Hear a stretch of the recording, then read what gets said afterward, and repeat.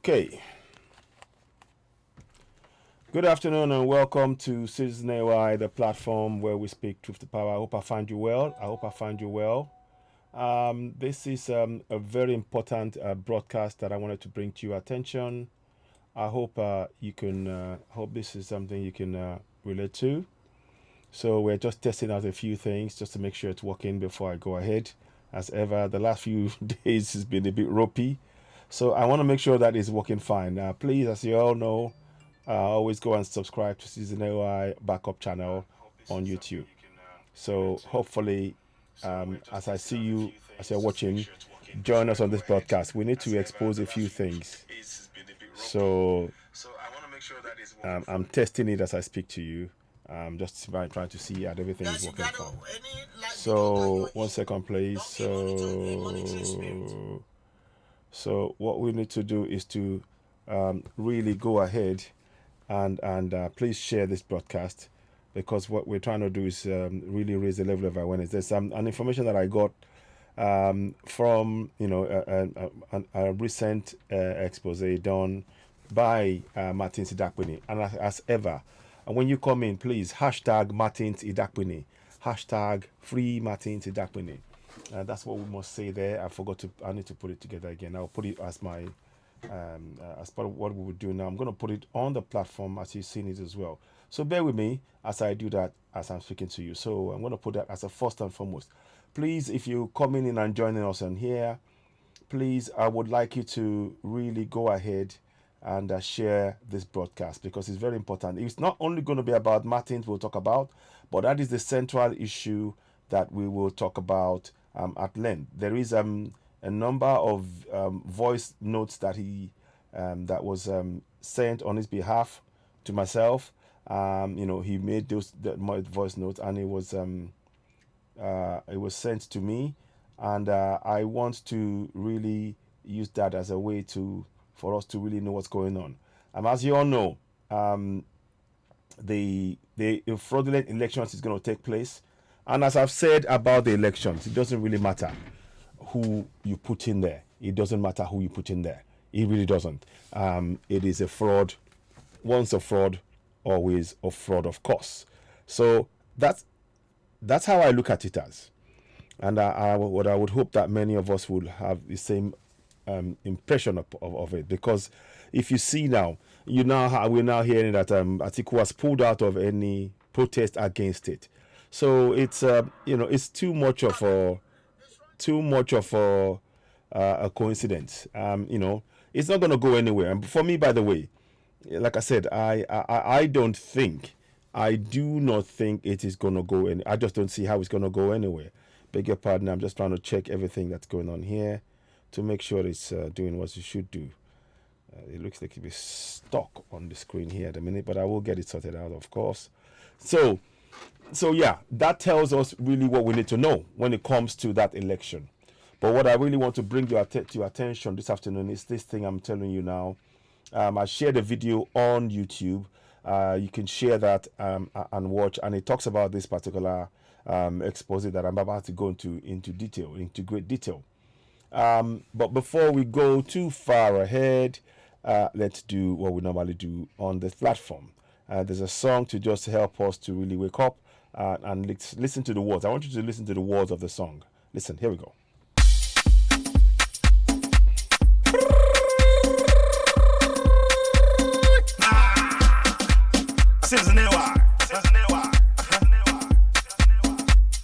My people,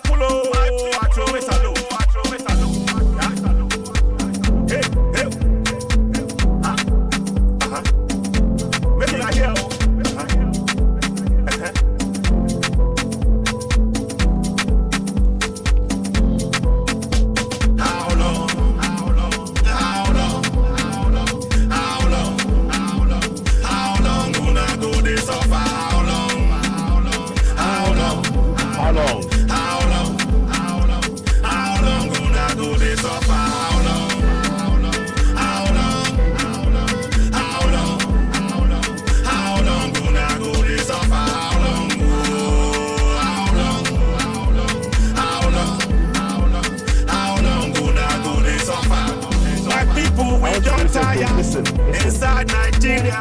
Na slave camp we dey oh. Na so. My people we don't tire for the country where them they call Nigeria. Na slave camp oh. The time done now where we supposed stand up for our rights oh. Stand up for our rights oh. The time done now where we supposed Yes, so. stand up oh, for our rights oh. For self-determination. How long? Yes, so. How long? How long, my people? How long? How long? How long will I go this suffer? How long? How long? How long? How long will I go this suffer? How long? How long? How long? How long will I go this suffer? How long? How long? How long? How long? How long will I go this suffer? Abdul Salam na fake man. Now he put that yeah constitution for your head, yo. Abdul Salam na Listen to the fake words, man. please. Na military man can't tell una say una get constitution. No be lie, na lie, oh, na fake, na fraud, oh. Yes, so. That yeah constitution. Na him dem dey claim close to na eye, oh. Make una wake up, make una wake up. Sharp, sharp. How long? How long? How long? How long will I go this suffer? How long?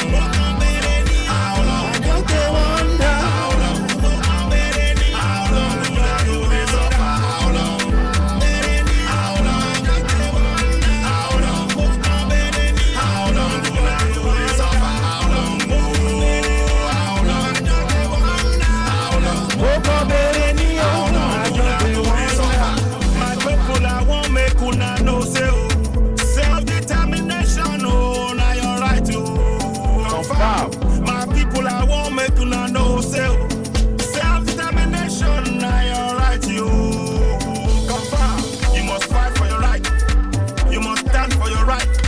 You must get up, stand up. You must tell your people for your village, for your town, for your city. Any inside country where you dey oh. Atiku, Emilokan, or Peter Obi no be the solution. Na the solution, na it be the solution. Make una wake up, wake up, make una wake up. Please share this podcast if you're hearing it. We appreciate you. Please do share. You be Biafran. I want make una know say self-determination na your right you. How long? How long? How long? How long una go dey suffer? How long? How long? How long? How long una go dey suffer? How long? How long? How long? How long una go dey suffer? How long? How long? How long una go dey suffer? Yoruba land na your land yo. Middle belt na your land yo. Hausa land na your land yo. Biafra land na your land yo. No be Nigeria, no be Nigeria, no be Nigeria, no be Nigeria. Ra ra ra ra oh. Good afternoon and welcome to Citizen AY, the platform where we speak truth to power. If you're watching us for the first time and you haven't subscribed to us on YouTube, I bid you good afternoon. Go ahead and subscribe to Citizen AY YouTube, Citizen AY backup channel on YouTube. This song is, of course, How Long Una Go Dey Suffer. It is on iTunes, it is on Spotify. You can download it, share it among family and friends. And the words in it are really powerful. It speaks to what we're going through collectively as people of contraption Nigeria. Now, there is no doubt in my mind that you see the flag behind me when I was singing the song. It shows the Yoruba Nation flag. That's the nation I believe in. But I'm very, very pragmatic about what is going on at this point in time. And I fully well know that currently now, we are in a nation called Nigeria. So to that end, we have to recognize that we are in Nigeria. The goal is for Yoruba Nation. And we need to use the laws within Nigeria to achieve our aim of Yoruba Nation, self-determination, Biafra, and all of that. We need to do that. So what we are doing on this platform is to begin to show to the people the things that has been done against us. Again, please, if you are joining us and you haven't seen the broadcast, please go ahead and subscribe to Citizen AY, the platform where we speak truth to power on Facebook and on YouTube, Citizen AY backup channel. Citizen AY is still there. Currently, YouTube has blocked us. So we're not able to do a lot of what I would normally do. Don't worry about the number of people watching us right now. What is most important is to bring information to you. So what you see on the screen right now, this is the latest information that we've got from a voice note made by Martins, Lance Corporal Martins Idakpini. He's from Kogi State, by the way. This is very, very important information that is given us. He actually talks about, he goes into detail and touches on the fact that the military were the defense, the military were involved in killing of Alex Sabundubade and of course Chief of Army Staff Ibrahim Atahiru. And these are the things, but this is by, and it's going to 2 years, 9 months now that Martins Idakpini is currently in jail for actually confronting them and really castigating them for failure to actually, provide, follow the constitution of the army. And they took him to court on 14 counts. They've not been able to prove anything. And instead of leaving him, he should only have spent maximum of 9 months whilst they were going to do the trial, and once they couldn't find anything, he should have been released. It is now 2 years and 9 months, and is under military detention. He should have been released on bail, but he wasn't. So that is the information. So please, hashtag free Martins Idakpini. It is really, really important. Please, that does not mean because we are talking about this that we've forgotten about the upcoming fraudulent elections. I have said it before the elections took place. I said, the elections is not the solution. They are not going to produce any solution to you. If you are thinking that by you voting will solve the problem of a fraudulent governance, it is not the solution. The solution is to confront the fraudulent constitution and bring that down, rip it apart, and then go for a referendum where we decide if we want to be part of Nigeria or not. That is the fundamental issue. But before we get to that point, we recognize that our people still have a firm belief in the Constitution, even though they haven't read it, even though they don't know what is contained within it. And that's why we are even doing programs telling people about what is inside the Constitution. Many of you following Citizen AY, you would have seen me talk about the Constitution. I'm talking about two key areas that even as I'm going to just touch it briefly, and we might come and do a talk about it after the expose. The two key things I want you to know for every one of you calling yourselves Nigerians. Until we dismantle Nigeria, we recognize that we are citizens of that place. We have to be pragmatic about it. It's not what I want. I want Yoruba nation, and that's it. That's my goal. But I recognize that as it currently stands, the construct imposed on us by the colonials, now known as Nigeria, by Flora Shaw and Lord Lugard, at the behest of the UK and the British government. That is what we have, and it should have expired back in 2014. But what I want you to know, there are two things I want you to know, each and every one of you that call yourself a Nigerian. Please, if you are going to call yourself a Nigerian, at least know the Constitution.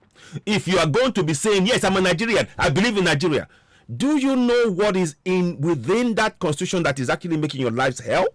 Do you know it?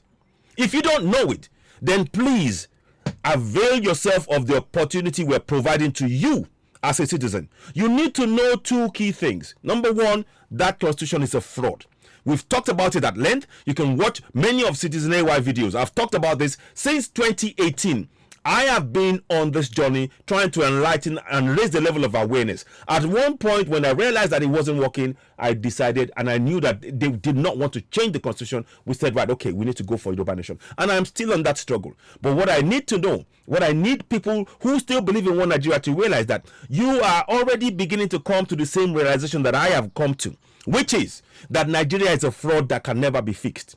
Nigeria is a fraud that can never, ever, ever, ever be fixed. And it is on that basis that I'm calling you to please avail yourself. If you're going to be saying you're Nigerian, then know what is within the constitution that is actually holding you back from reaching your true potential.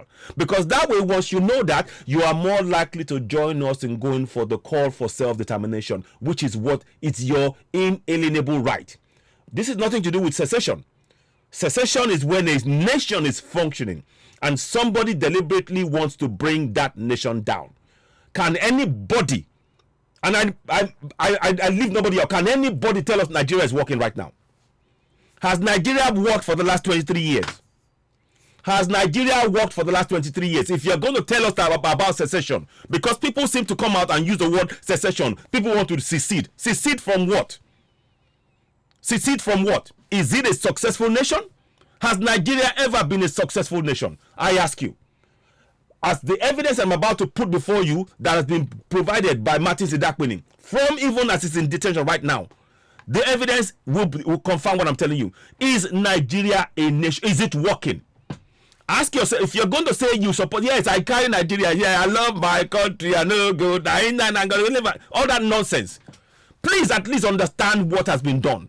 The people who imposed that constitution on you, they lied to you. They never let you see the document so that you could be able to judge for yourself if that was what you wanted as a constitution or not. It was imposed on you. And we're here to raise your level of awareness. There are two things I'm going to talk about briefly, if I can, if I may. I wasn't really going to touch on it, but I will touch on it before I go forward so that you can get at least an understanding of what has been done and why you need to join us in this struggle, why you need to make sure that you are aware of the fraud and the lies that's been told to you. I might touch on it briefly, then I'll come back to the central issue of the expose by Martins Idakpini that you see on the screen. Please type hashtag free Martins Idakpini. Please type that. I'd like you to do that at the earliest opportunity if you can. So let me go. So let me do this. So we're going to do this quickly. There are two things that I want you to know. For each and every one of you talking about you are Nigerian, that you support one Nigeria, please, you need to understand something.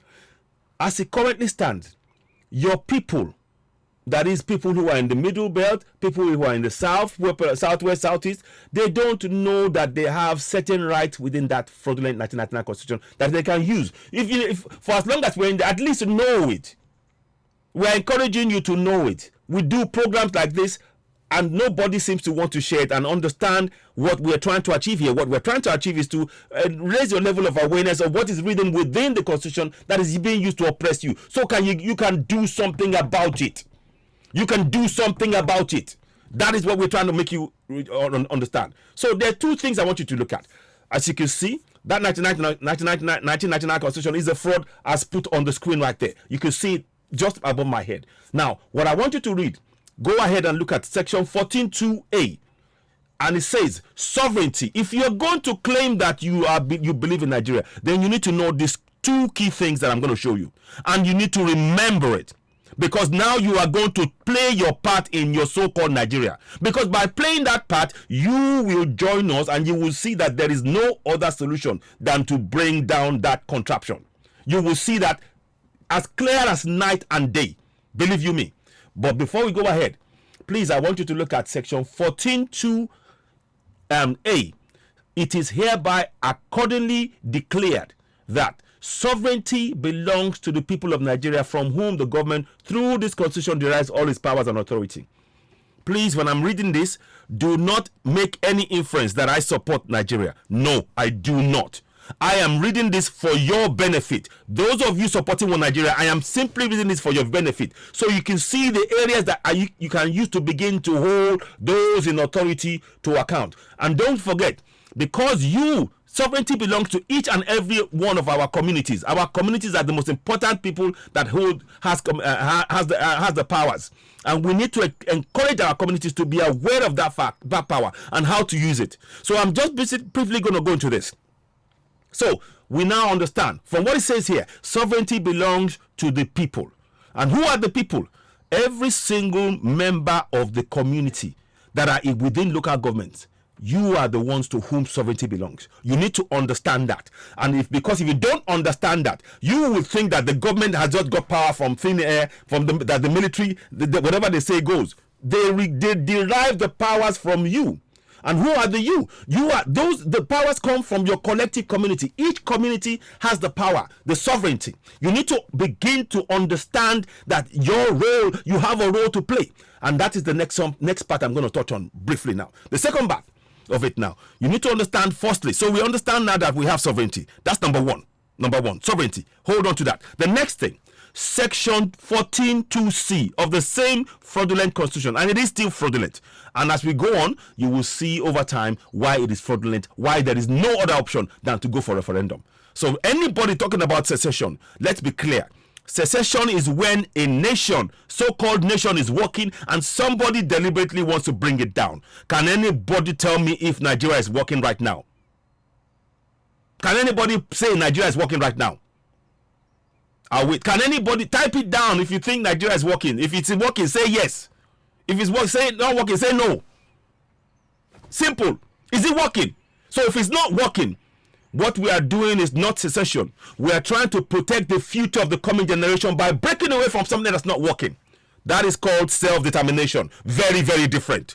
They are using languages and things for you in a way that you don't understand, and it's time you interpret it. I'm sorry if I'm very, very direct this afternoon. Now, the second part of it, we'll come back and talk about that more later on. Now, Section 14(2)(c), the participation. Listen intently, please. If you're going to say you're one Nigeria, then at least understand these two things. If you're going to say you're one Nigeria, then at least understand it. Section 14(2)(c). The participation by the people in their government shall be ensured in accordance with the provisions of this constitution. Please, I want you to hold those two things. Never ever forget it. That's the foundation for what you believe in one Nigeria. And you will need to start exercising those two things. You will need to start exercising it. And by the way, you will not exercise it in any church. You will not be able to exercise it in any mosque. No. The church and the mosque are there to deceive you, to take you away from this fact. The only place you can exercise that power is within those communities from whom the powers were derived. The powers weren't derived from the churches and the mosque. They were derived from your community. Is that understood? Please hold on to that fact. Because from here on, what you will need to do, Nigeria as it currently stands with the fraudulent 1999 constitution, they are preventing you from exercising the powers that you have, which they even put within the book, which is that you can hold them to account by participating in your own governance. Instead, the government pays the churches and the mosque to distract your mind from ever confronting them. That's the job of the churches and the mosque and all of those people who are seeing vision. They're there to distract your mind. I need you to understand that. That is your one Nigeria in one shot. You need to wake up. If you're going to say you support one Nigeria, then at least know this fact. Because as we speak, many people, it is evident to me that millions do not know this fact. And they don't even know how to exercise it. We are even doing programs to show you how you can exercise that power to get you to the point you will realize the very thing we've been saying, that Nigeria is a fraud. So I will hold back from there now. Let me just stop there for now, and we'll come back and talk about that. But I want you to hold on to that fact. That is a fact that you can share. It is within that same fraudulent 1999 constitution, and every community needs to have a copy of it in their local languages. And we've even translated into Yoruba language already, and we've been doing programs about that in Yoruba. And what I want us all to do, if you will not get roads, you will not get water, you will not get schools, you will not get bridges in your community, if you do not begin to participate in your governance by holding the government to account. If you keep going to the church and to the mosque, they are agents. They are agents working for the federal government, for the government, to ensure that you never hold them to account. It's time you woke up. What you need to do has to be within your community. If you keep going to the church and to the mosque, you will never get good roads in your community. You will never get good schools. You will never get bridges, hospitals, safety and security. How many people, how many communities has their waste taken away every week? How many of the communities? Do you know that that's part of the responsibility of your local government? So if you're talking about one Nigeria, what does that, are you beginning to understand what I mean? I'm sorry if I'm very, very direct, but we need to be saying this to ourselves. So I'll come back later on and talk about that. So this gives you an idea when we say that we're going for self-determination, it is very different from secession. Secession is when a nation is working and somebody wants to bring it down. Nigeria is not working. Nigeria is not working by any stretch of any imagination. So we are confident in saying we are going for self-determination, not secession. Secession is when the nation is working. Can anybody tell us if Nigeria is working right now? Yes or no? Simple. Type 1 if you think it's working. Type 2 if it's no. So let me just, I'll pull up for there now. So let's go back to where we were. I'll come back to that point, other point again. Now, you're going to listen to a voice, you know.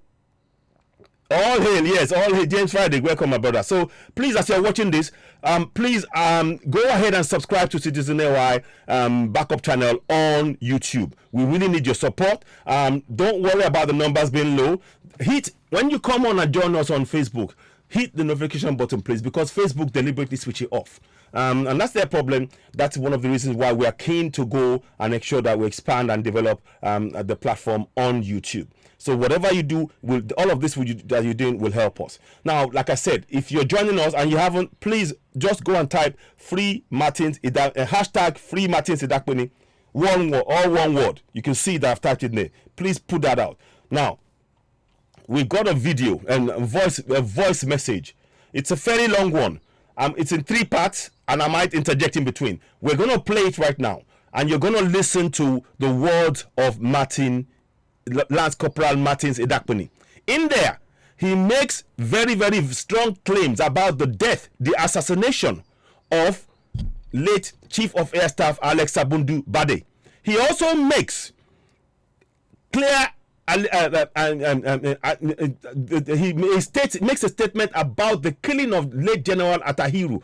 All of the 2 of them were men that were involved in trying to stop the military from actually carrying out illegal acts, and they were killed for speaking up. That is the claim of, and he's doing this, he's putting his life on the line. He's actually in detention right now, but this was smuggled out so we can hear it. So what I want us all to do is to have a listen with an open mind, and then we'll come back and we'll dissect it. So I'm going to start off with the first one. Let's have a listen.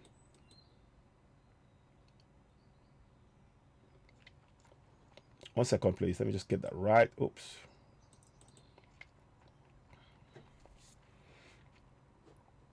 Okay, let's see. 1 minute.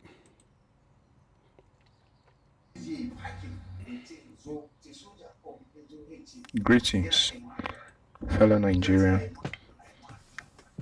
Greetings to great Africans. Greetings to the world at large. I am 2011 of the statistics of the 8655. Lance Corporal Idakpini Martins of the 8th Div Nigerian Army Band, Sokoto. I was arrested on the 23rd of June 2020 because I posted a viral video of which I castigated the service chiefs and even the commander-in-chief of the armed forces, President Muhammadu Buhari, GCFR, for not meeting up their necessary responsibilities as a commander. Though most people saw my actions as indiscipline, most people saw it as a sabotage to the military and to the nation. But as today, I just want to make it clear to the world, no. Although I don't have much time, I was given a little time to make this call. And that is why I'm making this audio, to send a message to the world, to have some clarities about my case, for them to know I owe you all an explanation. Because why? I am a citizen of this great nation, Nigeria. And so for this reason, I made a vow to defend this nation, to defend the territorial interest, to defend the lives and properties and the territories of this nation, Nigeria, Africa, and the world at large. First of all, most of us we know that yes, the country Nigeria is so corrupt, has been corrupt for too long, and this corruption started with the military. And since people have been fighting, claiming to fight corruptions, but they are not having interest, they are not putting their attention in the military, where this corruption started from. And so, for this reason, that is why I want to make the point clear here. First of all, as a soldier, we are guided by two laws, that is for the according to the military, the civil law and the military law. But as a religious man, as a religious believer, I believe that I am guided by three laws: the religious law, which is the Holy Bible; the civil law, which is the 1999 Constitution as amended; the military law, which is the Armed Forces Act, Cap 820, Law of the Federation 2004. So for this reason, there are other branches of Constitution that's metamorphosed with the grip of command. We have the policy and plannings of the Nigerian Army, custom, ethics, and tradition of the Nigerian Army, the code of conduct of the Nigerian Army, and so on and so forth. And so for this reason, as a soldier, before our passing out, according to the custom of the military, we are supposed to be given every necessary constitutions that guides us, so that we need to know the rule of it. Excuse the noise in the background. Obviously, he's in detention, so there'll be other people speaking, but he's trying to smuggle this out and record it quickly. So excuse that noise, but you can hear him clearly. Engagement. We need to know what is setting, the certainty of our commitment, our responsibility as a uniform man. Because it's a delicate issue, because we are handling weapons. Sometimes we go in the midst of civilians, and so we need to be guided with all this. And so for these reasons, but because the system has been polluted, has been compromised, has been disorganized. So for this reason, they share all these constitutional books, these law books, to those of the high command, that is the superior officers. And they leave we, the other ranks, the non-commissioned officers, in the darkness. We did not know our left from our right. We did not know the constitutional roles to play. We are just being directed according to the officer, according to the commander. And this is what we come and say, command is a style. And that is the problem of the army today. And there's a popular slogan that they used to say, the senior man is always right. And so these are the things that we have been battling for long.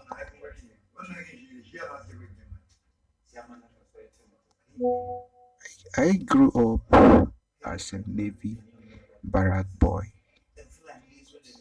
I was opportuned to grow up with a very learned, very intellectual, very gifted, and very God-fearing man. which happened to be my uncle, Warrant Officer Lawrence Ogu, retired. I am so proud to be brought up by this great man. This man has been teaching me, giving me all the lectures, the things necessary to be disciplined. And so when I grew up, my vision, my dream is to be like him, but to be greater. And if that was his own dream also, for me to be greater than him. And so for this reason, they push us to go for the best, to go to school, to study hard and everything. Just to cut the whole story short due to time, he wanted me to join the Navy, but I objected it because I want to serve my country in a rugged way. As at then, the Navy, the Air Force, they don't used to wear this common flag. They have their uniforms that they wear, and me, I love this common flag. And So we're going to listen to the second part. So that's the first part of the voice note he left. We're going to go and listen to the second part. Remember, just keep in mind, he said that the people who are the military officials, they kept them in the dark about the rules of the constitution, and they were only told what they wanted them to do, rather than get them to understand that there's a constitution and how they should follow it. That applies to all of them. And this is what is really important. It's the same thing with the Nigerian constitution. They don't let you know what is in the constitution. They only tell you what they want you to know. This is the really important thing for us all to understand. Nigeria is a fraud. But let's carry on. A second, give me a minute. Okay. So the second part is coming now. Okay. my country in a rugged way. As at then, the Navy, the Air Force, they don't used to wear this common flag. They have their uniforms that they wear, and me, I love this common flag. And so for this reason, that is why I decided to join the Nigerian Army.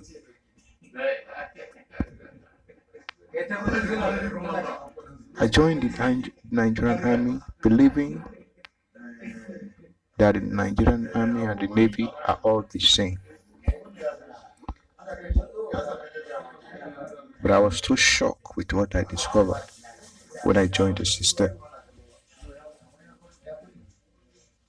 In the Navy, when you pass out, whether you other rank, whether you are higher rank officers, they give you all the necessary law books to combat your knowledge, so that you will know the rules of engagement, so that you will not violate the rules.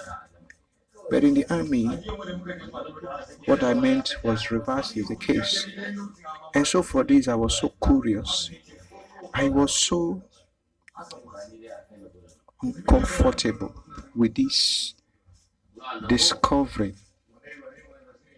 And so I began to be so patient and observant with all the illegalities of the army. I was determined to know, why are they preventing us from the law? So as time goes by, I begin to study everything. I was opportune to have some of this law book. I glance through them, have a true knowledge about them. And so from there, time goes by. I was acquitted with most of these laws. And so, just to cut the whole story short, why I'm explaining this is because of my actions why I made the viral video. Because some thought that I violated the law, some see it as a sabotage, some see it as an indiscipline, and that is why I need to elaborate and expatiate the two lenses of this issue here.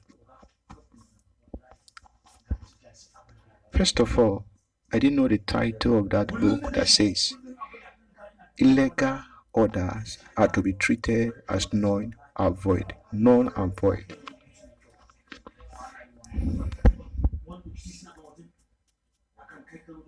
And before we joined this army, we made a vow, that is an oath, to defend our country. The oath is, my honor is my faith. I vow my faith in Nigeria, the supremacy of the Constitution, our heritage and liberty, to defend Nigeria everywhere, our territory, wealth, and people, whenever the clarions call, whatever the price or odd. My faith is one and ever to the Federal Republic of Nigeria.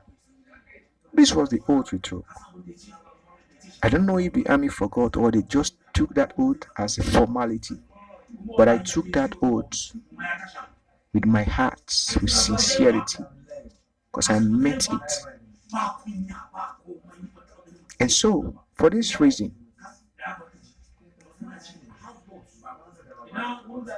with all the things I've seen in the military, the corruptions, how they turn this terrorism to be a business, we are not their stock. You send us to an operation, they will leak the information to enemies and they will ambush us, kill us for no reason and nobody will talk. The worst part of it, where you know that there's a conspiracy theory behind this terrorism, behind our army generals, is that the worst slap, the worst shame of a man, of a soldier, is when the soldier will die in the front line, be buried in that front line. That is to say, the country has no respect for that soldier. There is no dignity and honor in such acts. That is what they are doing. A soldier will die in the northeast, they will be buried in that same northeast. When we have the national cemetery in Abuja, what is wrong? But because they want to cover it, they don't want people to be seeing how soldiers are dying every day. They will have to be buried them secretly. Some will do mass burial using an excavator to bury a noble man, noble cause for this issue. People that vow to defend their country. Yes, some say what I did was insult. Calling the commander-in-chief, the chief of army staff, the service chiefs, chief of defense staff, chief of naval staff, chief of air staff, calling them all sort of names, where I call the chief of army staff a coward, a traitor, and a betrayer. Some see that is an insult. But most of us, we don't know the meaning of insult. Insult is an abusive word that is contrary to your characters. But what I did is a definition of character, not an insult. I called him a coward because yes, he's a coward. How can you claim you are not a coward?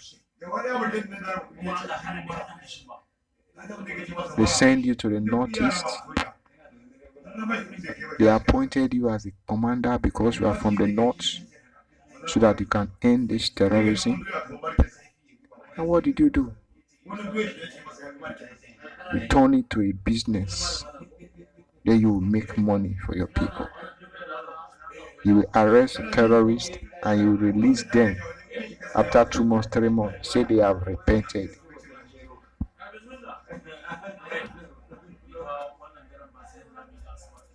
Because you have. So this is the second part. Now we're going to listen to the third and the final part. Then we'll have we might go through the video. The voice again. The video. We'll listen to it. So just bear with me. We're going to put it up again. Again, listen to the things he said. They buried Nigerian soldiers on the battlefront, not taking them home to their family. and then they simply hold a mass announcement in Abuja. Not even a thought about the family of those soldiers that gave their life for the so-called nation. Oh, that's a one Nigeria. That's a one Nigeria.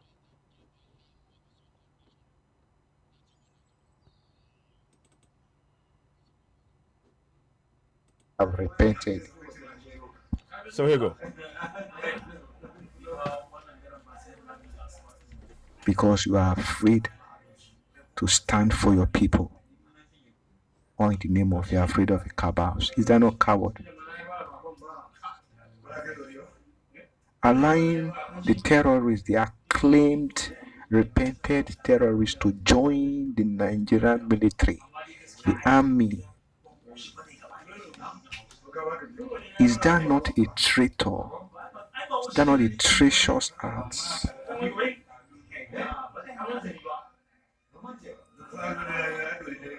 $1 billion was extracted from the SS crude oil accounts and given to rich people, given to them for the procurement of military hardware.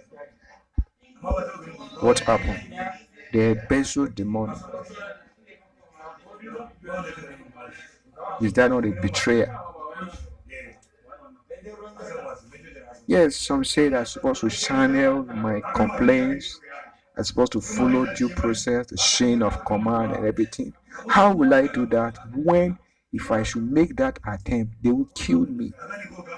Can't you see? A four-star general, General Alex Bade, was murdered in cold blood and nothing happened. General Kali was murdered in cold blood, nothing happened. Did you hear that? General Bade was murdered in cold blood. Nothing happened. The words of Martins Idakpini. Free Martins Idakpini. Lance Corporal Martins Idakpini. You can hear that. Let's carry on. About Lieutenant General Atairu Ibrahim, who challenged them because of this arms deal. He was murdered in cold blood. Is he me, a commoner? Did you hear that? General, it's amazing big names of Lieutenant General Ibrahim Itahiru, murdered in cold blood before he confronted them about the fraud going on in the military. These are facts that people, you are calling yourself one Nigeria. Do you know what one Nigeria has been doing to make your lives hell? This is a military officer telling you what is going on. Oh. A military officer that's currently in detention. This is a threat to his life. Listen on. That will see do this in due process, that will be alive. I have studied the game, I have studied every processes, and that is why I need to outsmart them to come up with social media. The social media is not excluded from my vow that I took to defend Nigeria everywhere. Social media is among. I did not do a disgraceful conduct in the social media. I did not dance or did not drink in the public or to video myself drinking or romancing a woman, all sort of disgustful and disrespectful acts. I stand on a noble cause. I need the best for my country, Nigeria and Africa. And that is why I'm making this to the whole world to know. Can't you see? This is my 2 years and 9 months plus now. The army cannot defend their actions in court. Why they arrested me and they detained me to this hour. I was charged with 14 count charges, yet they could not give account of it. None of the charges could hold me accountable of my actions. Can't you see? To the extent they bribed my lawyers to compromise my case, and I have to abdicate them all.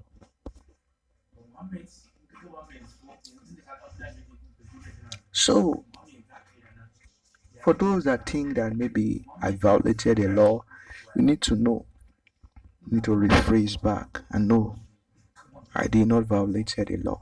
I act in accordance of the law. I am the number one citizen of this country.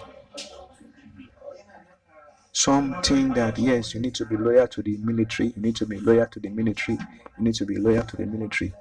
Yes, I need to be loyal to the military secondarily, not primarily. My primary responsibility of loyalty is for Nigeria, not for the military. I am primarily loyal to Nigeria and secondarily loyal to the military, because Nigeria is the one paying us salary. The army, the military are just the caretaker of the security architecture. And so for this reason, when the command is battered, when the command is shady, when the command is corrupt, I need to stand on my ground, because most people do not understand. They see the service chiefs as if they are all gods or nothing. We are all colleagues. I am an other rank, yes, but we are all colleagues. If they fail to act on their responsibility, I have every right.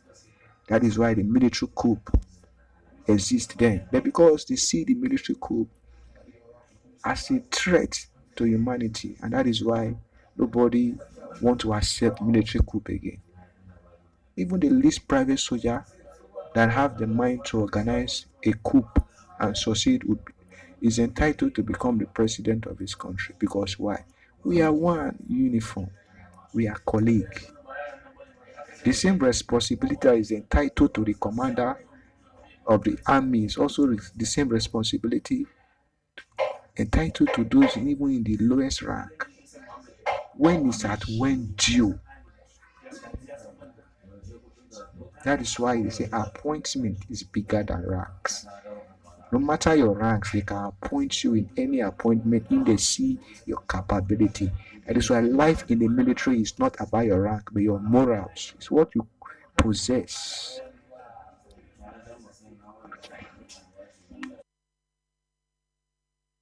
Yes, so that was the long, detailed voice of Lance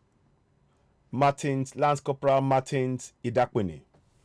You can see he made several very strong claims about the corruption in the military.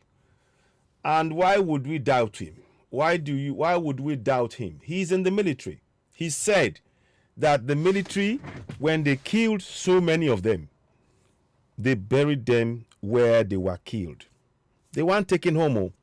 They buried them where they were killed. Then they would then hold a mass burial announcement in Abuja, with the family not setting eyes again on on their children that gave their life for the nation. Is that a country you want to be part of? Those of you talking about one Nigeria, is that a country you want to be part of? I'm just asking. This is information coming from a military man who served, and he saw what I'm telling, what he's saying with his own eyes. He didn't like. He's a military man in the military, and he confronted them.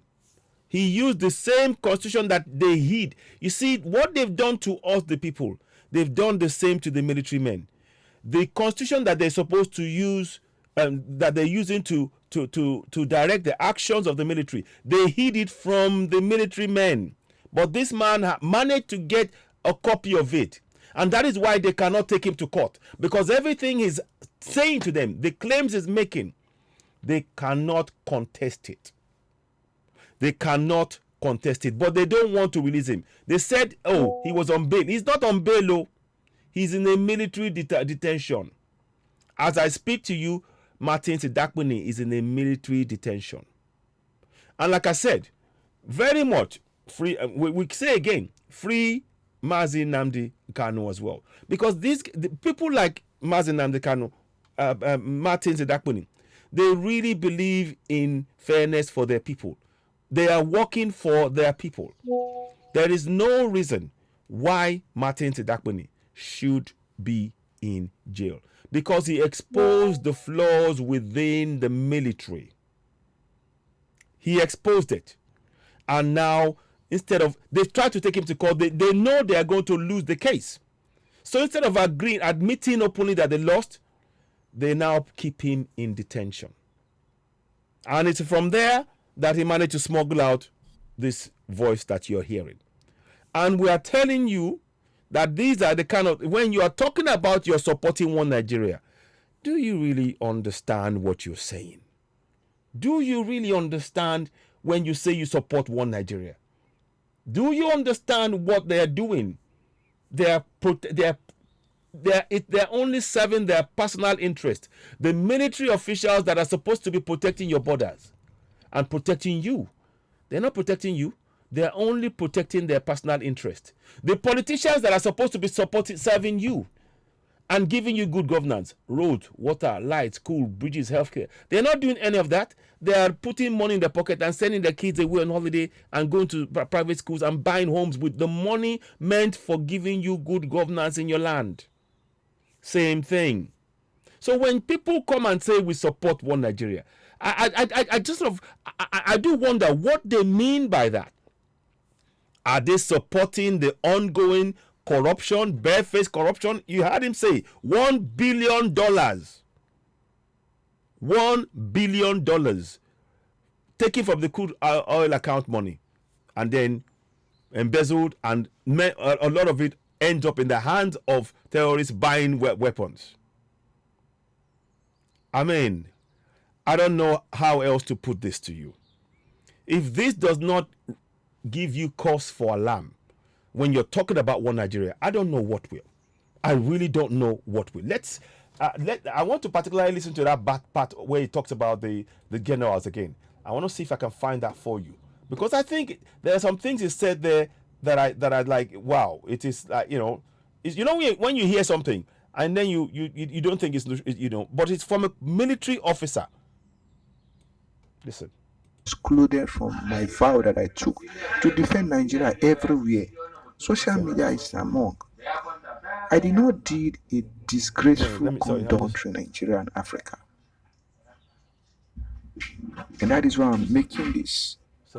This is my 2 years of drinking or romancing a woman. I have studied the game. I have studied. One second. $1 billion was extracted from the SS crude oil accounts and given to these people, given to them for the procurement of military hardware. What happened? They embezzled the money. Is that not a betrayal? Yes, some say that I'm supposed to channel my complaints. I'm supposed to follow due process, the chain of command and everything. So, how will I do that when, if I should make that attempt, they will kill me? Can't you see? A four-star general, General Alex Bade, was murdered in cold blood and nothing happened. Exactly. General Kali was murdered in cold blood. Nothing happened. Exactly. What about Lieutenant General Atairu Ibrahim, who challenged them because of this arms deal? He was murdered in cold blood. Is it me, a commoner, that will see do this in due process, that will be alive? Yeah. I have studied the game. I have studied every processes, and that is why I need to outsmart them to come up with social media. The social media is not excluded from my vow that I took to defend Nigeria everywhere. Social media is among. I did not do a disgraceful conduct in the social media. I did not dance or did not drink in the public or to video myself drinking or romancing a woman or sort of disgustful and disrespectful acts. I stand on a noble cause. I need the best for my country, Nigeria and Africa. Yeah. And that is why I'm making this to the whole world to know. Can't you see? This is my 2 years and 9 months plus now. The army cannot defend their actions in court. Why they arrested me and they detained me to this hour. I was charged with 14 count charges, yet they could not give account of it. None of the charges could hold me accountable of my actions. Can't you see? To the extent they bribed my lawyers to compromise my case, and I have to abdicate them all. So So the reason I'm saying, I mean, just for those that think pause. that maybe I violated a law, you need to know, you need to read. So what he said, just to recap, what he said, they took the $1 billion taken from the excess crude account that was meant to be used for buying weapons was embezzled to such an extent that when they embezzled it, they killed Lieutenant General Ibrahim Atahiru over it. Alex Sabundu Bade was killed over that embezzlement within the military. You also heard him say that they protect the terrorists. They protect them. You know, these are when people talk about they support one Nigeria, I don't think they comprehend quite how bad things have gotten. You know, and these are facts that are really something I need to just put. I'm just trying to make an adjustment on this on the statement above. Of course, it's actually I just read that they were paid $1 billion, and I'm hoping that will come up. Come on, 1 second, please. Where is it? It's taking its time. Okay, it will come up. Yeah. So, yeah, $1 billion was paid to Nigerian military for weapons was embezzled. And in the case of the embezzlement was when they killed, in the process of that embezzlement, when General Ibrahim Atahiru complained, he was assassinated. Air Staff Alex Sabundu was assassinated. Now, it's not me saying that. It's from the military man who has been held in detention, who is currently in detention. Please, hashtag free Martins Idakpini, because he's exposing the fundamental issues that are affecting the lives of each and every one of us. Money that has been meant to protect the people has been used, has been embezzled, and the lives of we the people has been put in danger. The military are pardoning. They are pardoning terrorists. They are supporting them with weapons from the money that is meant to protect the people.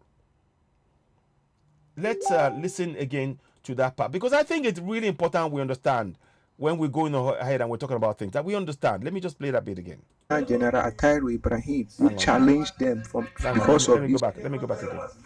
Yes, some say that supposed to channel Listen to my it. Listen intently, complaints. please. I'm supposed And to please follow share due this process, broadcast, the chain because of this command and everything. and listen. How will I do that when, if I should make that attempt, they will kill me? Can't you see? A four-star general, General Alex Bade, was murdered in cold blood and nothing happened. General General Alex Bade, you Kali can see was him in the murdered picture. in cold blood, nothing happened. What about Lieutenant General Atahiru Ibrahim, who challenged them The two are in the because pictures of that this you can see. arms deal? He was murdered in cold blood. Is it See? me, a commoner, that will see do this in due process that will be alive? You see? I have studied the game, I have studied every processes, and that is why I need to outsmart them. So the reason I'm saying this is that the excess crude oil money, $1 billion, meant to buy military hardware, was looted by those in the military. And they are not in jail. And those who spoke up about it, late General Ibrahim Atahiru was assassinated. Alex Bade was assassinated. Those are the words of the man you see in the picture, Lance Corporal Martins Idakpini, or as they say it in Nigeria, Lance Corporal Idakpini Martins. But for purposes of a hashtag, it's better if we actually we want the hashtag free Martins Idakpini to go ahead. And you can see this. We shouldn't be silent about this. They are going to have elections based on a fraudulent constitution. They're going to have elections with many of the people involved in looting and seeing the loss of $1 billion from excess crude oil still in positions of power. Can you see now that the elections are meaningless? I hope you can see that these elections are meaningless. Again, we once again call for the immediate release of Mazi Nnamdi Kanu, because we understand that he's very unwell. But the government that cannot allow, that will not allow Mazi Nnamdi Kanu to have medical treatment, will look the other way, whilst crimes against the people are being committed by military officials and politicians. And those same people are allowed to go away and get medical help. But the people who are exposing their fraud and their lies, speaking up for their people, end up in jail. That's a very unjust system. On the basis of what I've just said alone, just right now, we have grounds to go for self-determination. Not secession. We are going for self-determination, because the governance, a government that oversees the looting of $1 billion, $1 billion, doesn't prosecute anybody, but yet they want us to believe in one Nigeria. That's what's happening. They keep telling you to believe in one Nigeria, but one Nigeria is a fraud, both on the military side and on the civilian side. So what is left of your one Nigeria? These are things that I really want us all to understand and comprehend. Please, if you're watching this broadcast and you haven't subscribed to Citizen Ewa on YouTube, please go ahead and do so. Because as you can see on this platform, all we do is speak truth to power. We bring information to you for you to be able to see the facade called Nigeria, to peel away the cloth so you can see the real one Nigeria they're showing you. Those men, those military men, I didn't know.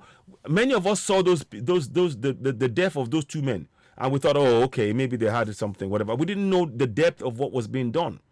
But you are hearing a military a military officer currently serving jail for exposing the military and their actions, willing to speak the truth for the sake of the people, and saying that this system is fraudulent, and exposing and telling us two big military men, their lives taken because they objected to $1 billion being looted by the military. They took their lives. I'm not saying they're saints, don't get me wrong. That's not what I'm saying. But I'm saying that you heard it from the lips of Lance Corporal Martin Idakpini. We are having an election coming in just a few days. After that election, on Saturday, do you think you will be able to see any of these governors, any of these politicians come into your community? Do you think you will be seeing them? Because I don't have any confidence in that. They just want you to vote. That is why I'm telling you about the you knowing your right. The elections is meaningless. For as long as you have the fraudulent 1999 constitution in place, those elections are meaningless. It's an exercise in futility. Whoever you elect, they have to swear on oath by that same fraudulent 1999 constitution. From the president to the vice president to the governors to the state governors, all of them, to the South of Reps, they are all going to swear on oath by that same fraudulent 1999 constitution that is impacting our lives in such a negative manner. Nigeria is the poverty capital of the world. Nigeria is the poverty capital of the world. And that should tell you that we should have no business supporting one Nigeria. One Nigeria has impoverished the people it is meant to serve. On that basis alone, we have the right to go for self-determination. This is not secession. Secession is when a nation is working. Everything is working fine. There are jobs. People are working. Everything is going okay. There's, the economy is booming. There's safety. There's security. Then somebody wakes up one day and goes, I know what I'll do. I want secession. We've been complaining. Nigeria has been in this mess since the 60s. If we're going to be honest with ourselves. Since the 60s. From the day it became Nigeria, it's been a mess. It's been designed to impoverish those people who they call Nigerians. You and I. Nigeria is there to imprison us. That's why I sing the song, How Long Gonna Go They Suffer?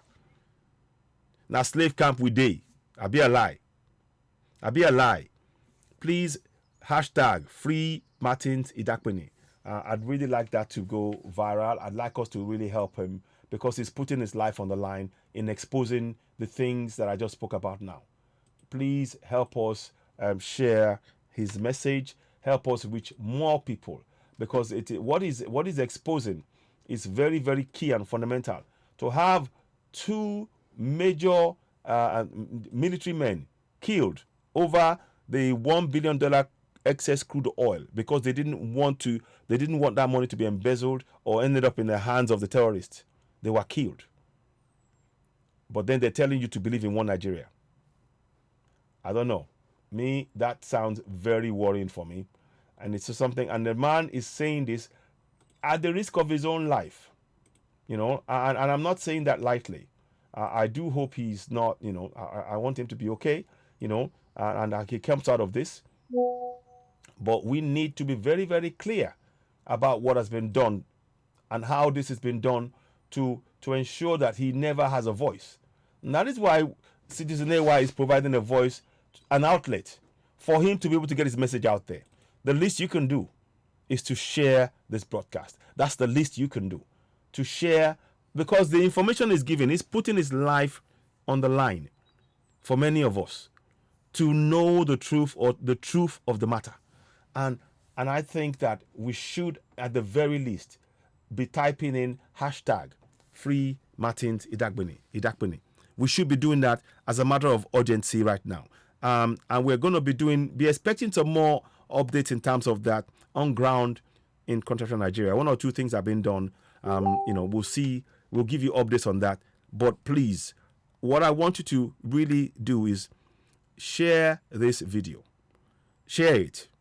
Let us reach people, because what is being done here is terribly wrong.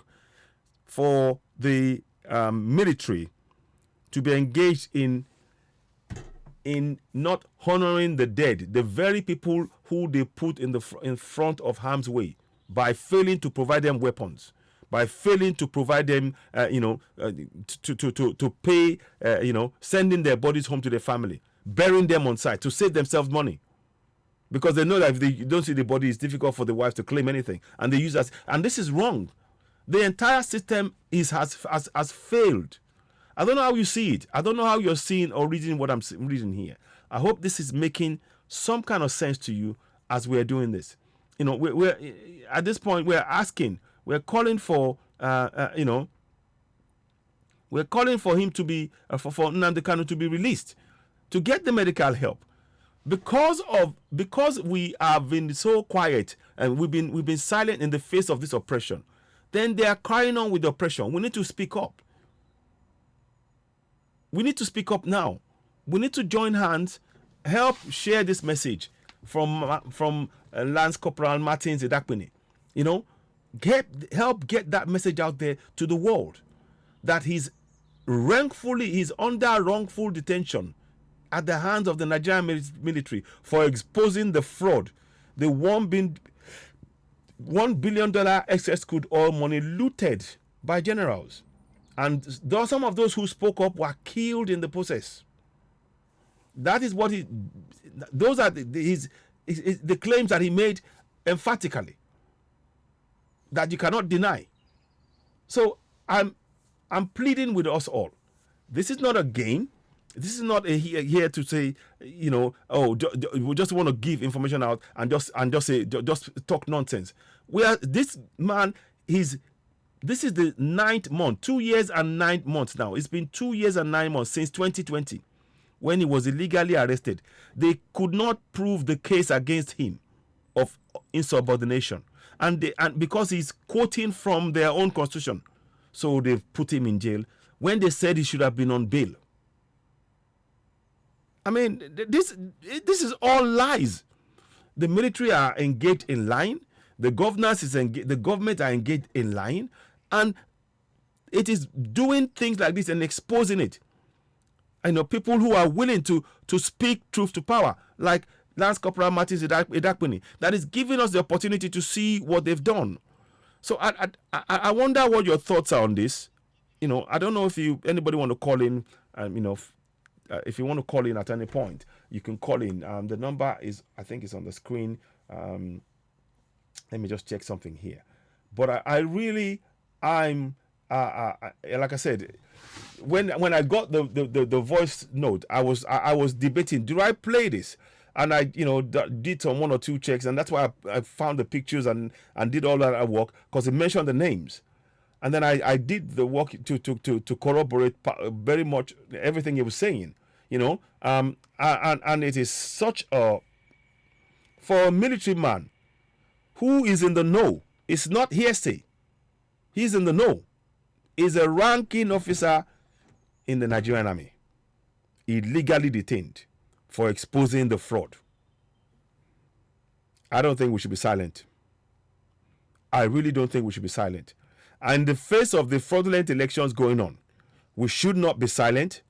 We should all be joining hands and doing everything we can to support him. Please, hashtag free Martins Idakpini. Let that be something that all of us can share with immediately. Share it, So, because what is going on here is simply beyond words. Good afternoon, Femi Oluwole, Fumila Oluwole, Adigbaju, or Lakposi. Thank you very much. Sorry about that. Esther Deton Ewetuga, JP, thank you very much. Good afternoon, Ige Shola, thank you. Taiwo Mogaji, thank you very much. Good afternoon to you all.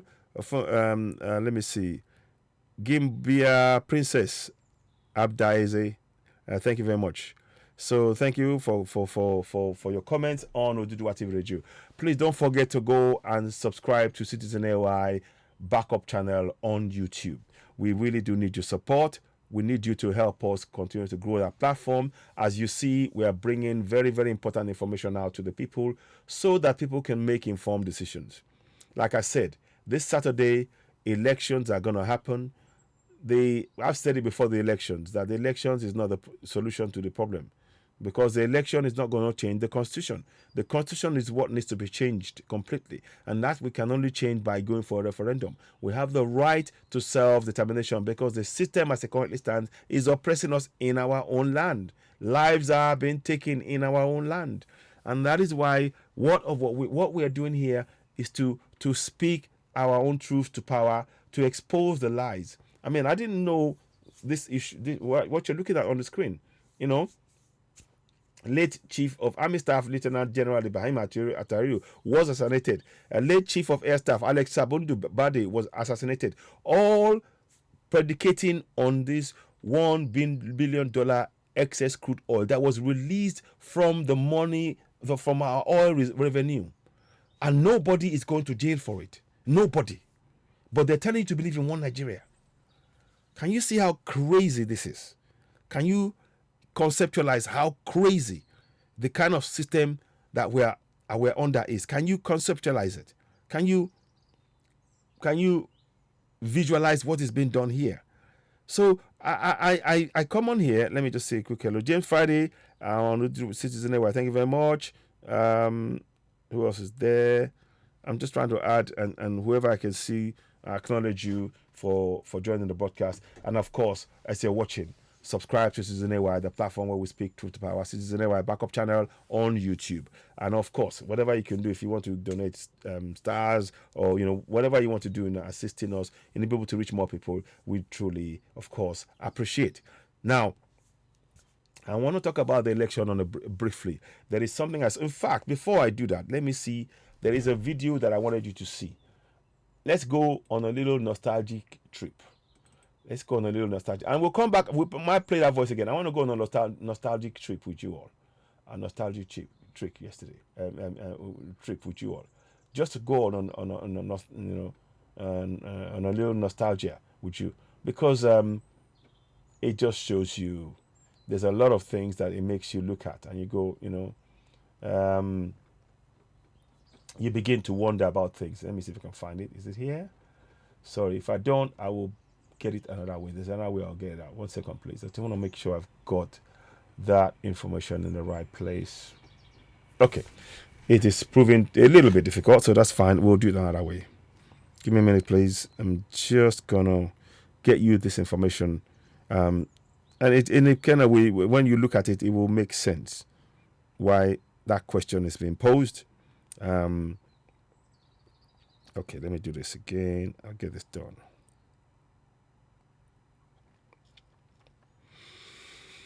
One second, just bear with me, please. Trying to get this information out. Okay, so now this is something that is, in a way, when you see it, it will just show you how sad things have really gotten. But there is still hope. There's still hope. The hope lies in the individual nations. I'm absolutely sure about that. So let me do this, then we can then proceed a little bit more before I wrap up. But let me see if I can do this here.